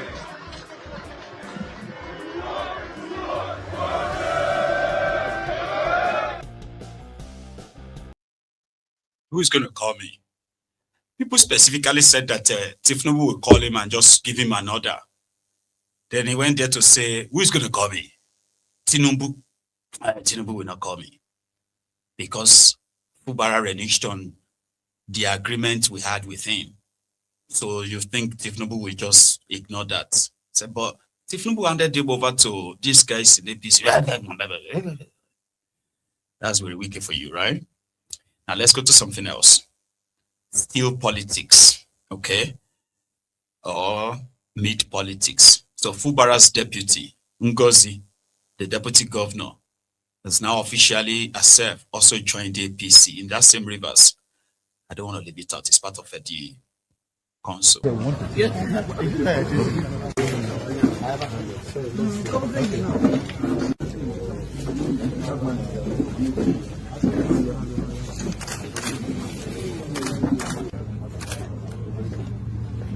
Inside.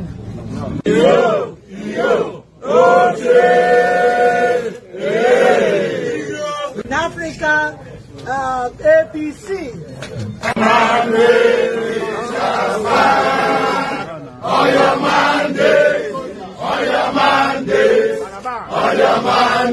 We shall stand. It is smoky book. It is taking the So put that on the file as well, on the list of all that's still to play out as we work into this 2026. Almost 2026. Indeed. That if you should have an emergency in Nigeria right now, tell me, what number would you dial? Do you know it? 999 199 911 111. Now I'm asking you, if you are in Nigeria, it's a valid question. No, I'm not trying to push your destiny. Because there are people who, I have seen everywhere where you will see the police, they will put numbers out and they will say this is emergency number. The fire service, this is emergency number. What else again? Okay, general emergency number. It's what? 122. Brilliant. So if you should ask an FRSC official, for example, if I'm not asking you, I'm glad that some of you are putting it out there. So it is 122. Somebody just said it. It is 122. That's the right one. If you have any emergency in Nigeria, in any part of Nigeria, whether it is the kidnappers or anything, or armed robbery, or maybe a car breakdown or an accident, or an emergency, so to say, you are stranded, you need help, just dial 122 in Nigeria. So an FRSC official went on TV and he was asked, what's the emergency number of Nigeria? And he said 112. And somebody said, oh, that doesn't work. And I was like, no, try it, it will work. Such an embarrassing moment, right? Watch it. I remember I was in Abuja when we were distributing handbills, and one was given to a very dark man. one time, and you know his nature. He just say, let's see whether should I call 122? Is that let me try. Android? Yeah, it's true. Is that Android? It's Android. Call 122. He just called the line, and the next thing, he said, Nigeria is working. This thing, they responded. That is, if they had called that line, they would have signaled, then the people come. And the essence of the patrol team is to get you to the point. Does not exist. Please check the number and try again. Thank you. You can still try it. He said it does not exist. Yeah, but if it was an emergency case. That one is not. That one is beyond FRSC. The network issue is beyond FRSC. You are talking as if your own phone too wouldn't have given you such. Okay. We are used to this. So they got there. When they get there, they call the nearest command. And the nearest, as the ambulance is moving, it will call the nearest patrol. How many times would they tell you before you know that Nigeria is not for you? Now they never leave you. They have left you behind. Photo, not be juju be that. Sorry, oh. May God not allow them, may them kill you. 70 years old man. I am mumu na too much. You be mumu. You think say they wise? Me gbọ́ irú èrè ní ilé ayé mi. I have never heard anything like that in my life. That somebody will say, go dial 122 right now. And then you dial the number and it says, this number does not exist. Such an embarrassing moment. It didn't say the number is busy. It shouldn't even be, okay, yeah, maybe busy. How can you say emergency number doesn't exist? And then he was like, that's not our fault. It's the fault of the telecommunication company. All right. Emergency number. You don't understand. Now emergency number. Emergency number na government line. If emergency number of a country is dead, like dead, website will say it no exist. Dial 911. I mean, is that what you dial in America? 911. Dial 911 in America. And it says this number does not exist. Do you know millions of people that are going to go into serious panicky mode straight up? But it is Nigeria. Nothing they shock people per se. Not really. They may act shocked. I promise you, nothing really shock an average Nigerian. Except for those ones who just want to kind of like put up a drama and all that. It's crazy.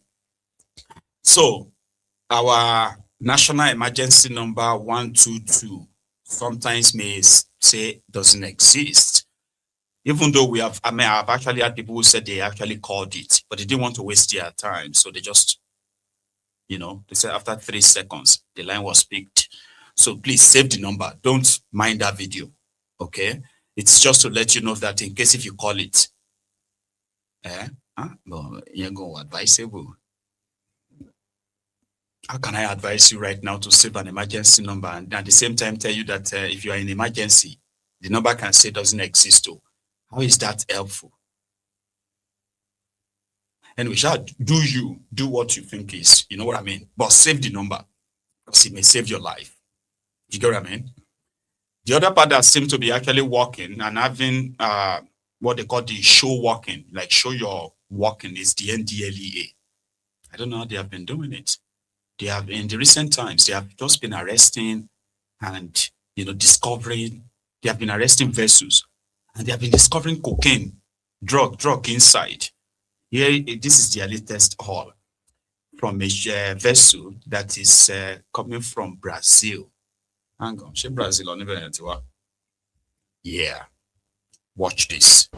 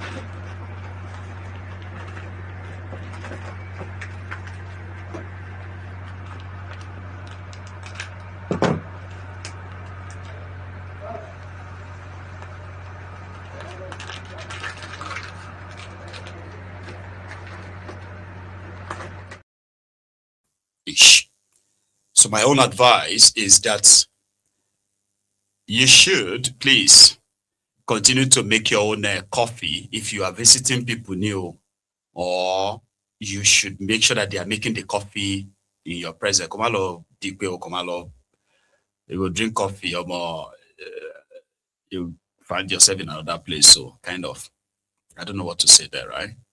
And for the women in what's this place called again? Uruezi, Bema, in Ozubulu in Anambra State, they have given the what they call their own local justice to an elderly man accused of sexually assaulting another elderly woman in the community. So they kind of like barred him from the community to never be seen again. And this was the procession.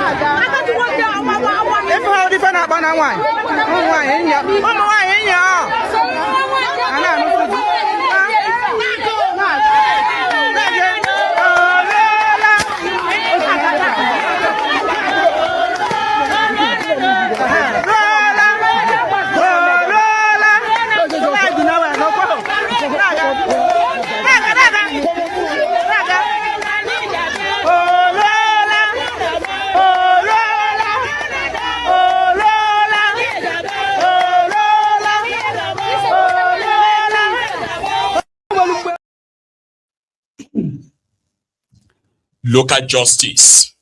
So the barring from the community is never to come back there again, okay? Because he is accused of sexually harassing another, like raping another married woman who is also an elderly too, okay? At this point, I'm thinking we should just open the line. I mean, open the line after this, okay? And let's take reactions.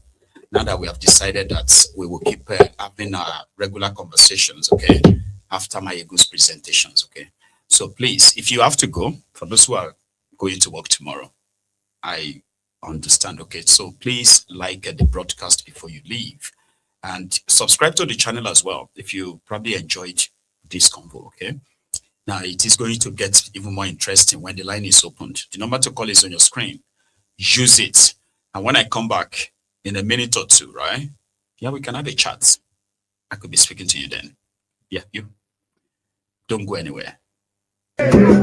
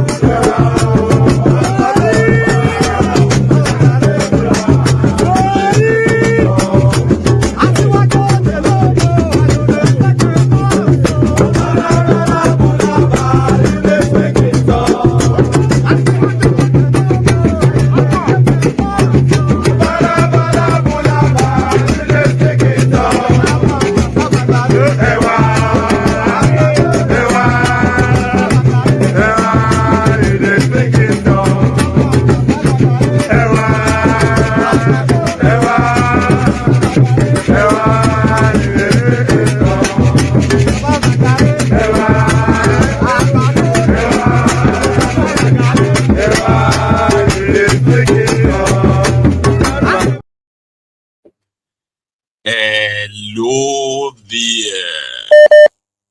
Yeah, Maiyegun. Sir. Happy New Year to you. Happy New Year. Yeah, same to you. This Iro. Can you hear me, by the way? Yeah, this Iro. This Iro. Oh, Iro. Yeah. So, yes. How are you? Yeah. So happy New Year. Well, I'm good. I'm good. Beautiful, well, sir. Let me just go. Yes, sir. Yeah. I want to, thank everyone, the viewers. Please like and share. Let me just go straight to the point. Gumi, no matter what he's crying, they will be sending that raptor, and when they will buy him, he's not going to know, because Gumi have been one of the traitors of that country. Since he doesn't want to change, that change will be on him. But I know it's not this year. I mean, for the fact the eyes are looking on him, I mean, he cannot escape it. You cannot challenge people who are bigger than you. So since they want to destroy Nigeria, they will first of all destroy them. Because since they want to destroy, killing people, doing all kinds of things, the Nigerians who doesn't even have struggling, then you just want to be using your men to make sure you finish them. So they will finish you. And what you want to tell them is that, you see that Nigeria, as we always say, is going to break into pieces. That one is for sure. That Nigeria is going to break into pieces. Because, whether they like it or not. Whether they like it or not. Saying here, yes. Right? Let's be honest with ourselves. Yes. All right. We are not compatible. We have so much differences that, we never make Nigeria work. Because you can't be trying to placate people who believe that bloodshed, all these killings, is their own way of expressing their own displeasure with the Nigeria. When all of us have our displeasures, our marginalizations, we didn't pick up arms and start killing innocent people to say we are angry. So if this is their own way of life, why can't they just have their country? And people can have their own different countries too. Or people have their regions and autonomous regions, right? Yeah, correct. I mean, that's what they should have done. If you don't like people, why killing other people? In order to satisfy your own angerness or whatever thing you call it. You don't supposed to kill anybody, because people, like they already, put us together, but since that contraction is not working, it's just to disintegrate it.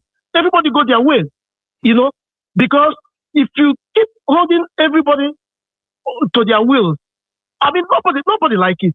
And moreover, where they come from, since killing is their own part of way. Yeah, of expressing their own nobody wants to. Nobody wants to associate with you. So they should just. I mean, but my prayer is that country must be disintegration. There will be disintegration. in that country, whether they like. And I thank God Netanyahu already come out, say he will involve in our matter. Yes. Yeah, I like him. I like him. Yeah, I like him. So as we keep shouting this thing, I believe they are watching us. Yeah. You know, even the Americans, they are watching us. So we'll keep shouting until that day reach, and no single life will lost. I mean, it's gonna turn in a very amicable way that even when it will break up, nobody even knows the country have break up. Yeah, that's what I want to say. Thank you very much, and have a blessed day. Thank you too, and then you have a great week, by the way. All right. Thanks so much. Thank you. I have another caller, and this must be the Prince representing. You know something? Somehow your call is not connected directly. You may have to actually try again. It's not that busy right now. Try it again. I don't know. Sometimes, right? Because I stopped using the cable connection, right? So I prefer this kind of like a Bluetooth connection. But surprisingly, sometimes the call just doesn't connect. The Prince, you're connected again. How you doing? Yeah, I'm fine, Baba. Beautiful. Thank you. Everybody can hear you now. Okay. Oh, very good. Very good. Yes, so Baba, I'm very, very happy. I saw some group of people. They were protesting. I don't know if it's Showure guys, revolution now, protesting against Trump. Yes. But they said they came as a civil servant, a civil organization. Society organization, CSO. And they know the window where they're from come. You know? So the funny thing is that they are talking about sovereignty. They are against what Trump did. He went to do this, commit international crime. Nigeria have forgotten that they committed international crime to go and kidnap the kind of from Kenya. And they came and became judge in their own matter. Upon their own court, discharge and acquit him, they still say no. Until their own court said they have convicted him, they now accepted that judgment. The other first judgment, they threw it away. They are talking of, they are standing up against Trump, what he did in Venezuela. Why their own country are not talking to their own government of encroaching into Benin Republic, encroaching into Kenya to commit an international crime? So you see what the word is there is all about interest, not about your law, about your sovereignty. It's about interest. America went to Venezuela. They went there for their own interest. I believe so. So Nigeria went to kidnap Mazen Kanu, committed international terrorism. Now their own interest now. Now that one be their problem. So that their terrorism. Right now we say, what if America now have to make Nigeria their next target? That nobody really knows how far they will go. You know what I mean? So that's kind of like making some people uncomfortable, jittery. Like, what if you wake up tomorrow and it's happening in Nigeria too, but in a different way? Maiyegun, yes. The truth is that everybody they are getting the signal. When a Gumi will get 100 head, he's not deleting all his posts, both video and everything. It means they are getting the signal. Asare Dokubo, we don't know inside water where he hide now. They do like frog inside water. Maybe that one goes to making own video too. Now move with the weight. America is waiting for all of them to make their video, show their face. If na Sunday Igbohu, he go say, if you say the terrorism they are fighting against, you don't like it, come out and make video and say yes, you want Fulani for Southwest. Let your face be on video, as his own face is on video. Are you getting me? Yeah. So it is very, very good. It's a very good development. And the signal is that Nigeria have double problem now, because not only America is on their neck, Israel is also on their neck. Are you getting me? So I would advise the caliphate, the Sokoto, Satan of Sokoto, I would advise him, children, they can still continue to use Nigeria as a cover to commit local and international terrorism. Now the world satellite is available and is on their neck. You understand? So let's be watching the drama. It's a drama. You understand? Thank you so much, Prince. God bless you, Baba. And you too. Thank you. I know your Kolu is hiding. No, we don't know where Kolu is hiding. He's in France now. He don't lost. He's in France. He said he had their lunch with Paul Kagame this with AI video, Abi. No wahala, Baba.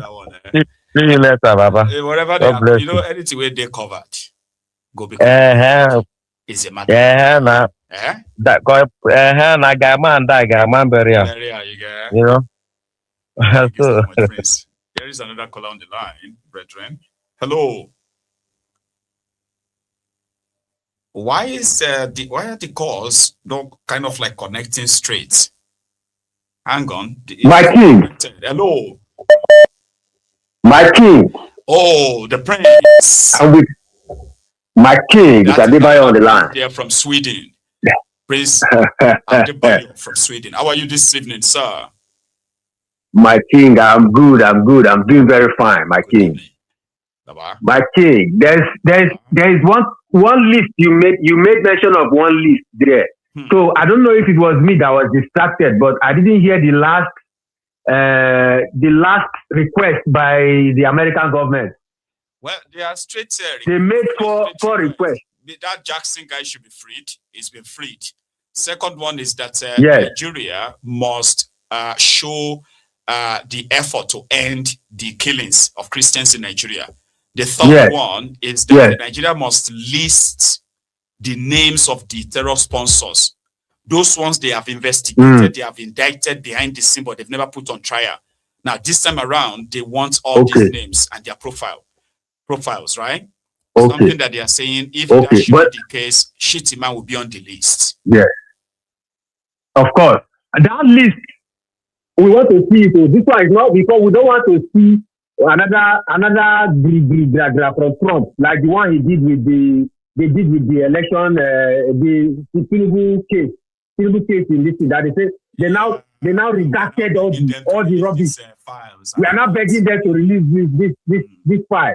You know, we don't want that. So after all this Trump should just go straight to the point because the water don't pass Gary already. Yep. And the first thing on that list that I was thinking, I thought he said that they should remove Sharia law. In a secular country, still answer Sharia law.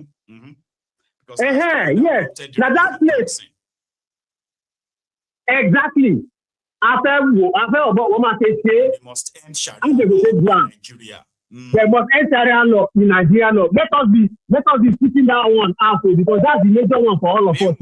Some clerics in northern Nigeria said, in fact, I actually shared that press conference on this platform as well, where they said, if America insists that Sharia law must be removed from Nigeria, they will be willing to go to war.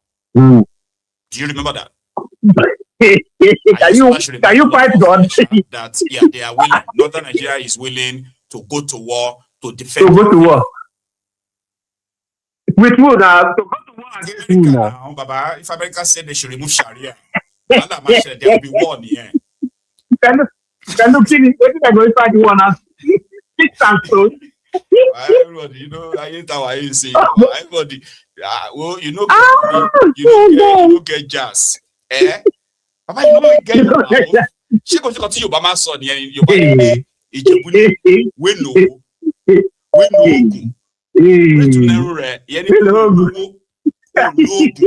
Oh, to learn. You could buy any now. Money. You get juju. You know the mouth. So they go follow La Kurawa and J Republic. When the people when they make that comment, they go fight America. You know, say they never see war. You know, say that war when they fight for Nigeria, reach north now. Now east they go fight now. You understand? So they never see war. Now, you see what would they tell them for 3 years? All these Igbo people, where do they say, this and that? They never see suffer before. You know, when it's only government and go ask Hiroshima and Nagasaki, or maybe even go ask, you know where they call Bikini Island. What says to go to Colombia and so. Only that bomb when they say they about 45 years ago, or how many years ago, Baba? No life there again today. Everything dead, desert. Everything died. No, America. No, America doesn't like you telling them that you will fight them. But not try. You will fight them. You won't do like that. They don't like that. They don't like can be around that time. That's what we they go about just their weapons and the ones, and you know what I mean, like exactly. You're right. Exactly. You know, there was one threat that America. I don't know. I will bring that video out. It's a short video where an American captain or the American general was warning the people of Iraq. He says, whatever you want, be careful what you want. Try to say yes. Fight, that they are human wound. They're moving machine, Baba. That this machine. That we can see by the grace of God that somebody else will help you raise your children if you confront you us. bring your children. Baba, I rest my case. Now that video that's supposed to show there. Yes. Every once in a while I play that video to remind me that on this Earth tower we get caretaker. Remember when Abba was telling the senators that they should watch their mouth. That he is not going to fight against Trump. They should watch what they say. We are talking about Trump now. Everybody should watch it. And then his own deputy, Jibril, was speaking his mouth. I'm not afraid of Trump. I'm not scared of him. I mean, he doesn't know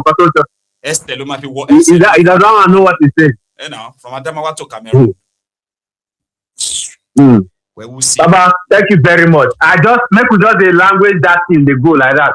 They must stop that Sharia law. If they don't stop it, we don't want Nigeria like this. God bless you. The Prince. Enjoy the rest of the evening, okay? Here is another caller. Hopefully that connects. Hello there. Hello, Maiyegun. Good evening from here. Good evening, sir. How are you, Baba? I'm fine.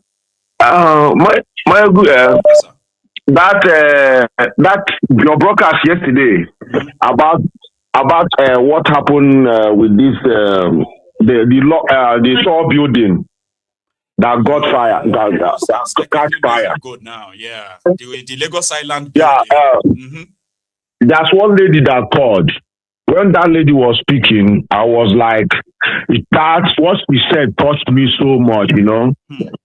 You know, when she said that she was she served at somewhere at the north, and she got there to a village where you would travel with a donkey or a camel, and when she got there, she saw the only person selling provision store and medicine is an Igbo man.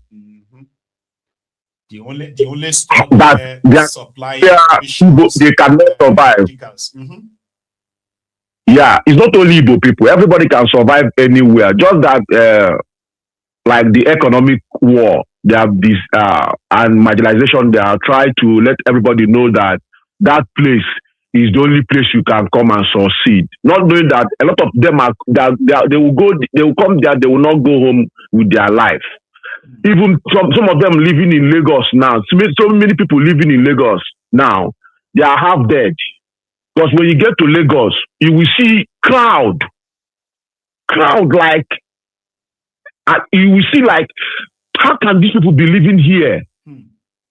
And people, when you try to explain to them, they will tell you, there's money in Lagos. Which money? How can you be making money and you're dying? Carbon monoxide, dust, a lot of things are going on in that Lagos, but people doesn't see that. They only see the money. How can you put some people over? That place is overpopulated now, Maiyegun. But people are not seeing it. They only see money. where people have to like sleep in traffic, you leave your house very early in the morning. Yeah. You get back home very late at night. Then you wake up early in the morning again, and that's a cycle that people do, like. I'm telling you, every day, 12 months of the year, people are just going around this type of cycle. This is not life. No. Understand? But that one is by the way. I want to talk about Wike. Right. Whenever I see Wike talking, I pity Wike. I feel for him. Because Wike, like today, I saw one capture on TV, YouTube. They said Wike is fighting Sani, Wike Fubara, Wike, another person. There are like 4 people. And this thing is doing change. And you saw the video you just played. He was pleading to the king, but in a way, he's threatening. Yes. So now, the only thing that Wike has now is that food soldiers, and he mentioned it there, and his money. But I pity him. Once Fubara started cooperating with Tinubu, Wike will not see 2026 ending. They will pick him up. They will sack him, pick him up, and lock him, and he will be like a Mifele. The only thing he will do now, he will start singing. He's already started singing, because for him to open up and say their agreement they made with Fubara, he will talk more with what he talked with Tinubu. That time Tinubu visited him during the election. So I pity him sometimes. Then there's something you said here about Gumi, and people are not paying attention. They only see that Gumi is running around, running his mouth. Who are those people giving information to all those top people within the security organization? And how many people are getting? How many are they? Freely information. And then go to this terrorist. Okay. Yeah, then go back to this brigadier general that died. He was calling them, starting somebody privately on his phone. Yep. This is no more a working phone, like a satellite phone or whatever. He was writing privately on his own phone, and he even told us that his phone has little battery. How did these people got to him before the security? So somebody told them, he's here, look at his location. And he already shared his location. And if you remember on that message, the person told him to raise his cap up. Yep. That he will see flying over, and then something up. But yet the shopper didn't see anything, despite the fact that they knew where he was. They still didn't pick him up. Yes. The Boko Haram picked him before. Exactly. And he was writing with WhatsApp. WhatsApp can easily put your location. You can just pin it, location. Somebody will find you there. So who are those people within these people that are always giving information, that are blocking, shading these terrorists? You see, that woman from Lost Cuisine, although people, we know that they are stupid there because of religion, but that woman she said something. He was dragging the gun with the Fulani terrorists. Right. And the terrorists ran away. That shows these people cannot fight. They cannot fight. It's only... You remember, these people, why are they coming by night when people are sleeping? Why are they going to the market? Why are they going? Why can't they face? You see, whenever the people, any community want to face these people, army will come in the afternoon and challenge those people. So that means these people, they are hoping, they are using as their soldiers. They cannot fight. And the government is protecting them, because had been government, they never go back there. Army will come. They will not go there again. So that means, so there's a sense in that thing that woman said, that place. So, but my own is that it's not going to work again in Nigeria. Even though they do this thing they did to this Venezuelan man, it's not going to still work. The only thing that is going to work is what the Northerners are saying now. We can stay our own. We have the bigger part of Nigeria. Let's divide. That's all, Maiyegun. Thank you so much. Bless you, Baba. Thank you very much for your own contribution as well. Okay, you have a very wonderful evening.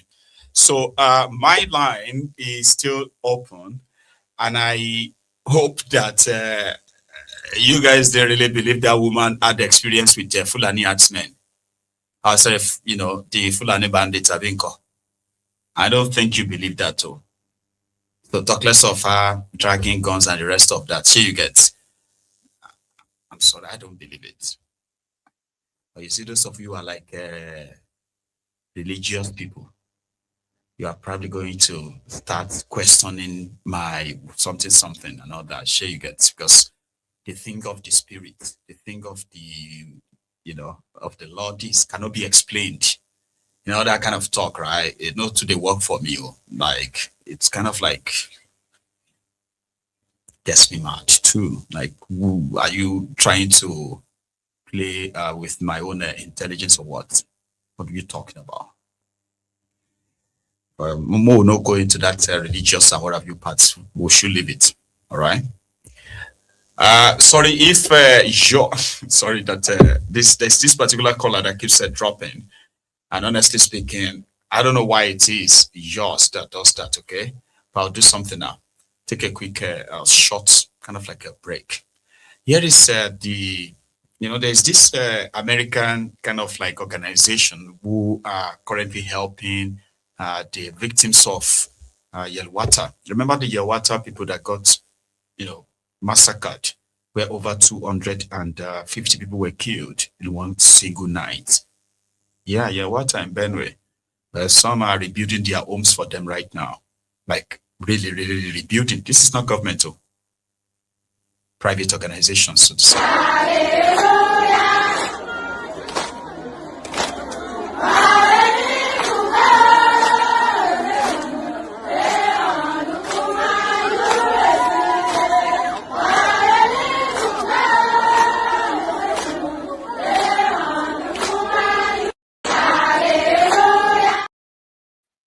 This is part of it. I'm sorry that I have a call on the line. Are you there? Hello.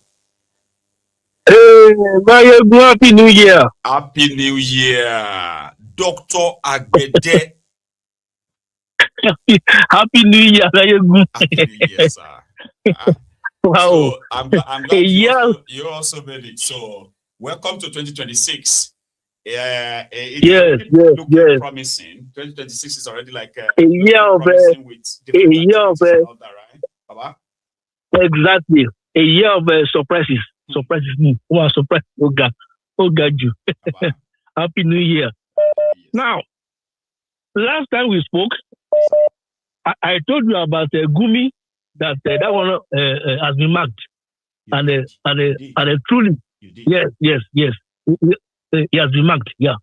So what happened to Maduro is just an example of exactly what is coming again. What is coming this year? This year is going to be great. I'm telling you, this year is going to be great. Said that Maduro knew that they were coming. He was expecting them, even though he put up all the flight and the rest too. But he knew that America was coming. So you really think that those in Nigeria, they are aware that America is coming too, Baba? Of course, yes. Okay. In about 4 days ago, in another channel, in a precious channel, I called India, and she was telling me that what's called it? Ahmed Tinubu came to America to 2023. That I said, but she doesn't know that that time that Parliament came to America in 2023, he was embarrassed. But you can know that. He was embarrassed because about 30 minutes prior to Tinubu meeting with Joe Biden cancelled. I told you, Joe Biden cancelled that meeting. I told you that I told Joe Biden one-on-one that this Amina J. Mohammed, the way she was deceiving them, cajoling them, that what she's telling them is not true. So that 2023, Tinubu was embarrassed. That in Asima Accord before. About 30 minutes prior to 30 minutes prior to Tinubu meeting with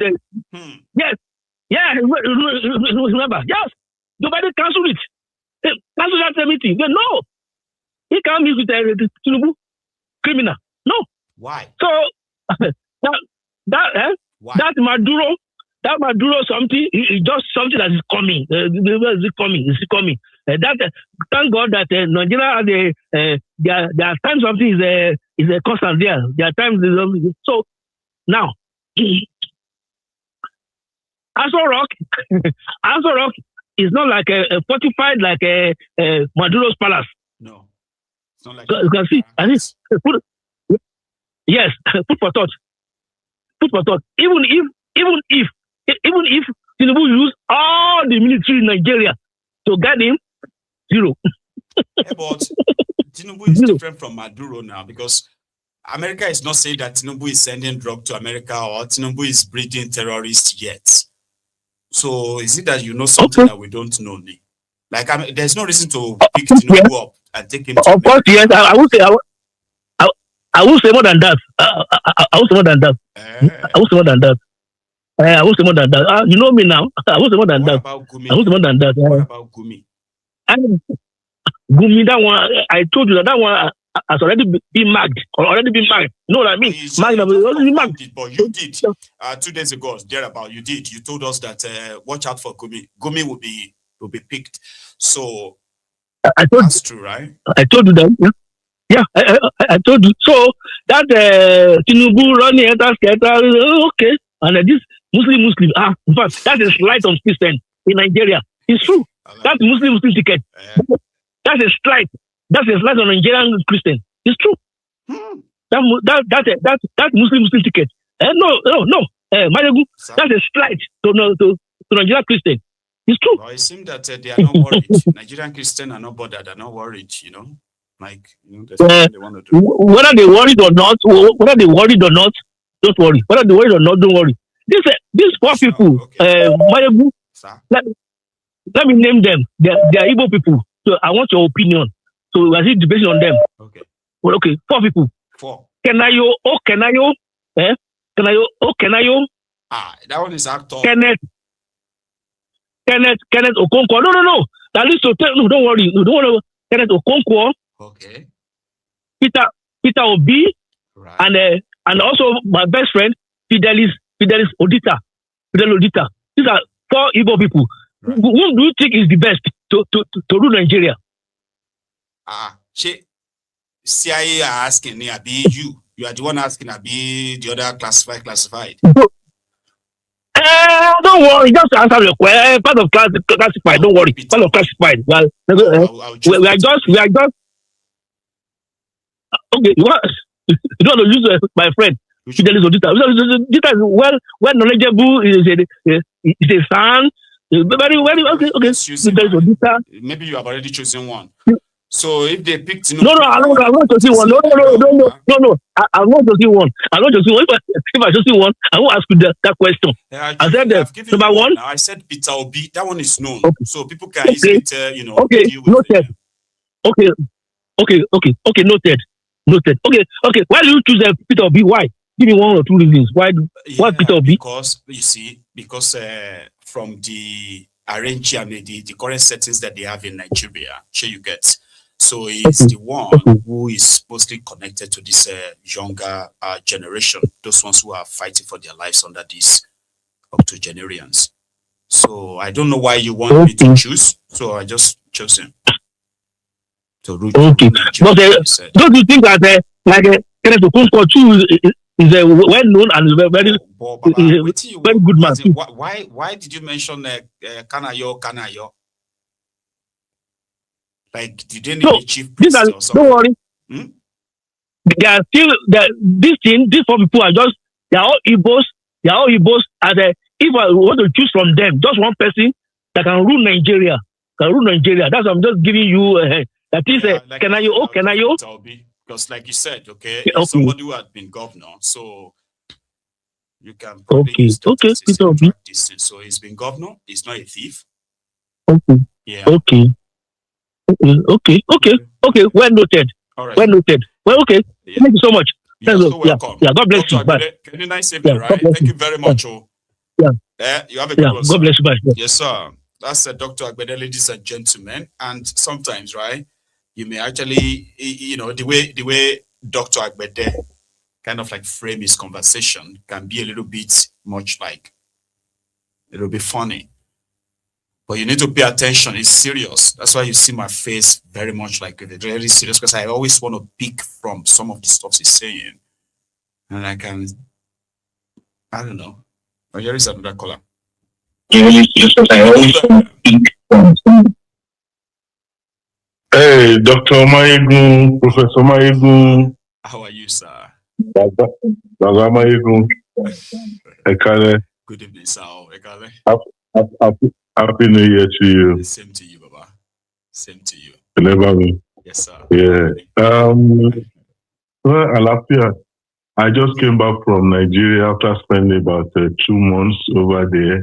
Really? And thank God. You're not sharing yet. One of these days, you are going to take me there in that Nigeria. Because last year you were there like about 3 times or 2.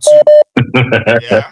So if you are there towards the end of last year, that will make it about 3 times that I'm aware of. So you just came back. So tell us. How is it? Well, like what I can just say, I used to say before that what you used to say, break up Nigeria now and save life. That is the main truth. You know, like one of the guys was saying, this disintegration of Nigeria is the best thing that can ever happen to Nigeria, both home and abroad. And I agree totally with that person. Because what I observed, what I saw over there is nothing to write home about. One, I went to Ondo, Abeokuta, Shagamu, Osun State, Oyo State, and as you know, I don't go with my car. I like traveling in the public. So just to hear what people are saying. You see, the only thing that can happen to that country is disintegration, that people break and or go to regionalization, as discussed before. You know, a lot of people, you see, there's nothing like a government that is a government that cares about people. This is a government that are after their pocket, their siblings, and people around them. So even that Ogun State road alone, Ayobo, Akparadija area, that one is no-go area. From Lagos to the moment you hit Abeokuta Ogun State roads, everything is not good, except Shagamu road, that there's a lot of industry going on there. You know, the last time they've been working on that one. I think they are even still working on it right now, where a part of it is not, I think. Yeah, and there's a lot of industries coming up there, and that is the only beauty I saw in that place. You see, but in other areas, my brother, there's nothing like. And people, you see, this is Stockholm syndrome, just like what that woman was saying, that is dragging guns and with a terrorist and saying that I am choosing to die or choosing to do what, which is a typical lie that we have been branded by the devilish number 666. You know, to believe in this idolization of religion, and people have been so broken down to the extent that, my brother, the manipulators are smiling to the banks every month now. Exactly. You see churches growing up from places to places. Every 1 kilometer or 2 kilometers, you see them coming up. And number 2, there's nothing you can tell at least about 60% population of Nigeria about this government that is killing them, that is destroying them. You know, I was in a car from my town to Lagos, and I was in a dialogue with this man. This man said he has traveled that he has traveled all over the world, his children in this and that. And he said, at least Tinubu is trying. And I just look at this man. I say, okay, I say you no travel anywhere. I say the problem in Nigeria that this country be talking like that. yeah, the system here is not working. He said, I said, okay, let's look at UK, look at them. You don't need to be telling people, the government needs not to tell you what to do. The society, the way the thing is organized, you will see it. Nigeria can be in that kind of a place when you have a good leader. Excuse me. How do we have this good leader? You don't need people to remind you that things are working because you will see it. You will see, you will feel it. You will feel it, you will see it.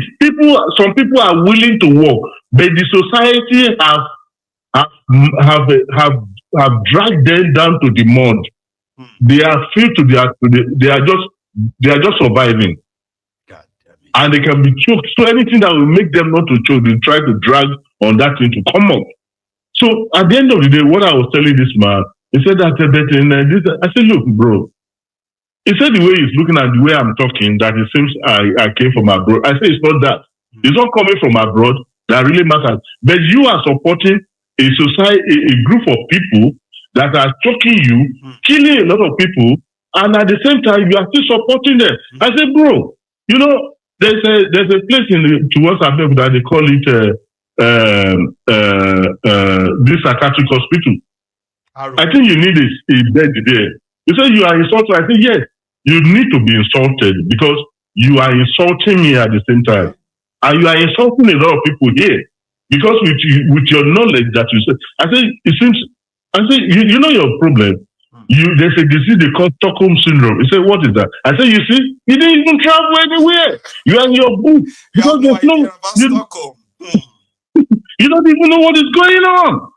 And this guy, I said, then later when he was about to come, I said, Tinubu will be there for 8 years. So you see now, madness. Like, say, nothing when you do 8 years. And you be like, yeah, so Maiyegun, just like what you say, there will be a state that when you are talking to these Ronukus, you get to a state that am I mad? Because you just blame yourself. Why do you have to engage this kind of a conversation with these people that are downtrodden in praying that they are going to be fingered by the devils? Because there's nothing you can do. Then this tribalism, this guy brought tribalism again. He said, I said, do you know that? Talking points. Yeah. Now. I said, you know that Tinubu did not win that election. He said, I said, but you know, say now be win the election. They wouldn't even say Atiku. Like, the person that came second, Abi. They wouldn't immediately you say Tinubu didn't win. They also say it's Obi that win. Yeah. So it's Obi. Say, why didn't you say Atiku? It's because they have been programmed that way. The Igbos want to take their land. The Igbos want to take their deeds. The Igbos are their enemies. So Peter Obi running for president is like the Igbos are fighting Yorubas. And that's their only talking point. Very, very unfortunate people. Very, very unfortunate, my brother. And you see the majority of people, you'll be flabbergasted. And at the same time, you'll be thinking, am I okay? And these are the people that say they are educated, backwardness. You see these people, they occupy a good position in the public. Yes. And you see, that is that. And look, like what one lady was saying the other time, that Lagos smell. You know? And, you know, I went to one of my sisters at Lekki. I spent about 4 days there. You know, before I was living in the mainland. Right. So when I went to that place at Lekki, spent about 4 days there. You know, their supermarket and all these things, their shopping complex look like British owned, you know. Yeah. So they actually look nice. I was getting down from that bridge when I'm coming back. Nice. Yeah. So when I was coming back on the bridge, going back to the Lagos mainland again, Baba, I nearly choked. Damn. You see the bridge, you see the rubbish, people defecating, and all this kind of thing. I want to say, people are still eating that thing. Yeah. Maiyegun. So The market has said to all of us there, fresh fish from the ocean. They will tell you that the fishes actually eat shit. So therefore, that's what makes them natural. God damn Baba, it, that is why no follow. That is why no follow our no follow our their brain is malfunctioning. You know, so that is why if at the end of the day, there was a time I was in a bus from Ayobo to Yanopaja, and do you know that this guy he wanted to cheat me with 200 naira, and at the end of the day, I don't know, by the time I ọgbẹni abiwere ni ẹni abúlé down gbẹrú jẹ́ kí abigi fọ́ ìgòmọ́ ẹ lórí ibà. Then what is wrong with you, this man? When you stay too long in Nigeria, Baba, if you are not careful with the part of them. No lie detected, okay? My friend said, I said, when you get to Nigeria, right, the first day, you'll be acting like obviously stranger. Maybe little by little complaining about things. After a week or 2 weeks, you're going to become them. And you will notice easily until maybe 3rd week or 4th week. That time yourself, as in you would have forgotten that you came from America or you came from UK or anywhere. Then you're already there. You're already carrying jerry can to go and get fuel yourself. You're already doing things that you feel like, they say, Baba, why are you doing all these things yourself? Say, I can't let them they will cheat me. I mean, these people cannot be trusted. Stuff. Nigeria. You could come down from a surprisingly and start fighting. And you're like, this is something I've never done in my life. But you are in Nigeria. Welcome. Baba, let me wrap it up. Thank you so much. Okay, thank you very much. But I just want to tell you, break it down and save lives. We are not Jorawa. We are not the same. Good night, sir. We should keep reminding them that break up this Nigeria and save lives is going to still be the most popular kind of like a slogan. Everybody's going to subscribe to it. But let us continue to still keep deceiving ourselves as we are doing. Or as Devulumayi also uttered. There are those of you abroad, you like to be complaining. Meanwhile, Nigeria is where you are going to make all the money you need. But yet, you will be seated abroad and be complaining about Nigeria. No, I don't know if I put it right. Listen. They will be in overseas and we'll be talking all kinds of trash. All kinds of trash. They will make traffic rule. They will walk 21 hours. But they come here, they carry water and be going up and down. And they will disobey traffic rule. They will disobey everything. They don't want to walk. But when out there, they will be criticizing. They see nothing good in Nigeria. If you walk 1/10 of the way you walk in overseas, you will make 100 times money than over there. There is no country that is like Nigeria. There is no place you can make it like Nigeria. The Bible says, let he that stays no more. But you should work and have to give to those that will need it. And he said, little sleep and a little slumber, one goes into poverty. They will be in overseas and will be. Nuisance Lele. I think I have another caller on the line. Hello there. Hello, Maiyegun. Hello. How are you? I'm a first-time caller, and nice to join you on this show. Brilliant. Yeah. You're going to be our first-time caller to be recognized. First-time caller. Yeah. So that's what I've always tried to join, but it's always busy. So you are welcome, sir. Oh yeah, yeah. My name is Ace, and I'm calling from Manchester. Beautiful. So I will remember that. Ace from Manchester. Yeah, Ace from Manchester. Yes. Everybody can hear you. Yeah, I just want to chip in.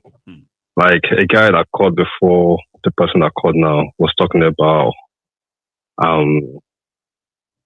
lady that was dragging something with the chosen, yeah. The chosen woman. Yeah, I'm the chosen. I don't I don't know how that guy is falling for that though. He was on the right path until he mentioned that. I was like, nah. Like, oh, no. Are you actually referring to that woman dragging gun? Yeah, chosen. Yeah, chose. Yeah, that's just false. Like, it's unbelievable that people are still falling for all those religious gimmicks. You know what I mean? Anyway, moving from that, if you talking about Gumi and the terrorism going on in Nigeria, you can tell. I have a friend there that we always chat every now and again. You can tell that the Nigerian military has really been compromised big time. I believe so too. Like from your show, I like watching your show over the years. You've mentioned how Gumi was a captain, an ex-captain of the Nigerian military. Yes. And from your show, I gathered that Gumi's son is still a serving military officer in Nigeria. That is right. He was commissioned. So if you pick all of these things, you can wonder, you can just piece it together how information is falling in the laps of all these terrorists.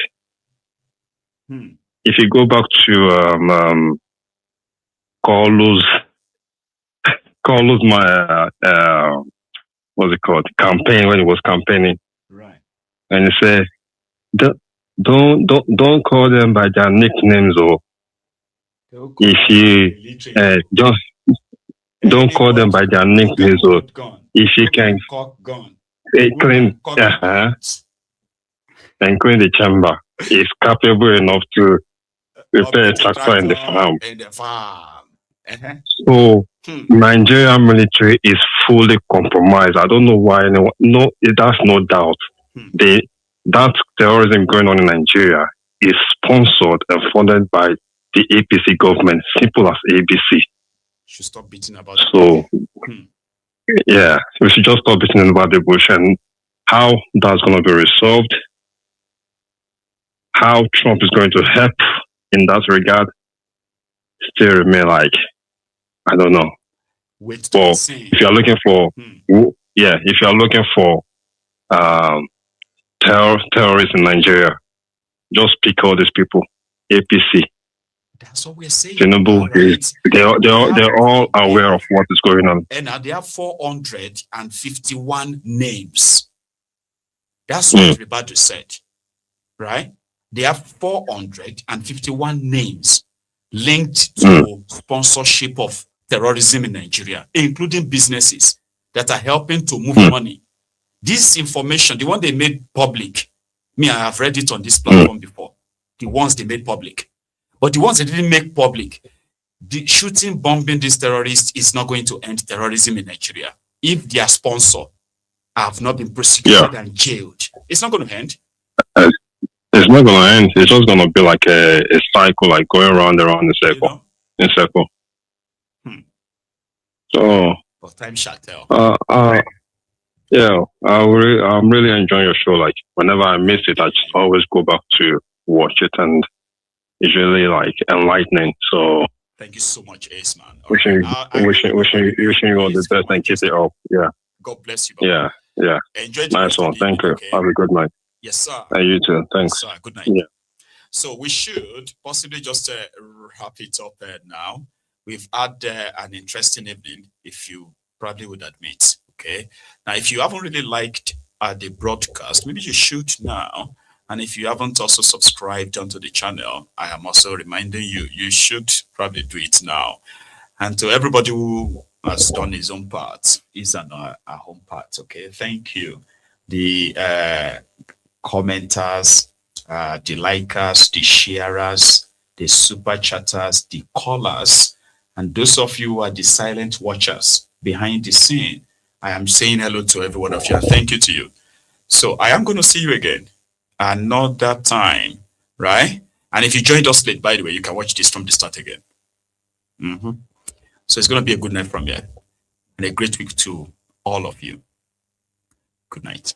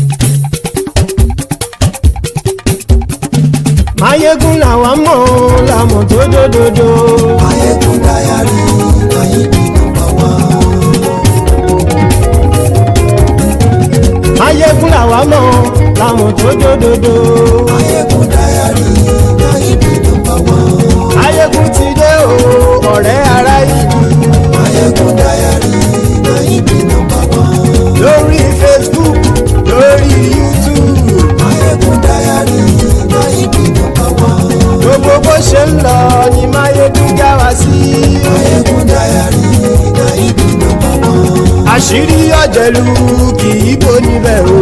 Maiyegun diary Gaibi number one. Bó bá ṣe eré àní Maiyegun máa wí. Maiyegun diary Gaibi number one. Ó sì tún ṣe eré wàá gbọ́ níbẹ̀ o. Maiyegun diary Gaibi number one. Maiyegun diary Politico. Maiyegun diary Gaibi number one. Godfatherism kò sí lọ́rọ̀ Maiyegun. Maiyegun diary Gaibi number one. Ẹ farabalẹ̀ sẹ́ o kẹgọ́rọ̀ lẹ́nu o.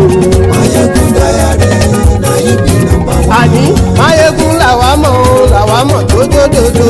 Maiyegun diary Gaibi number one.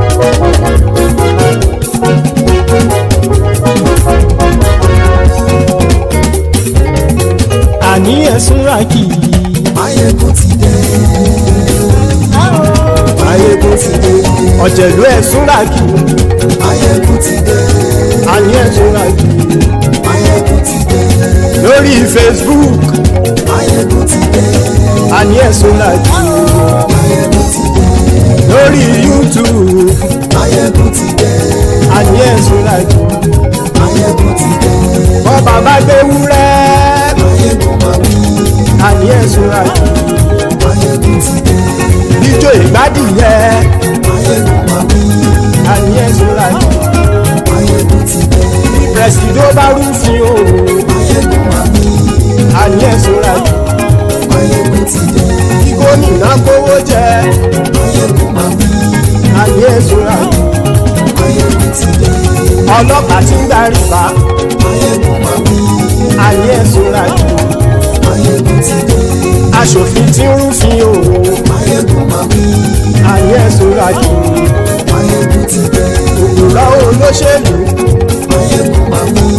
Àní ẹ̀sùn rákì. Maiyegun ti dé. Ọ̀jẹ̀lú ẹ̀sùn rákì. Maiyegun ti dé. Àní ẹ̀sùn rákì. Maiyegun ti dé.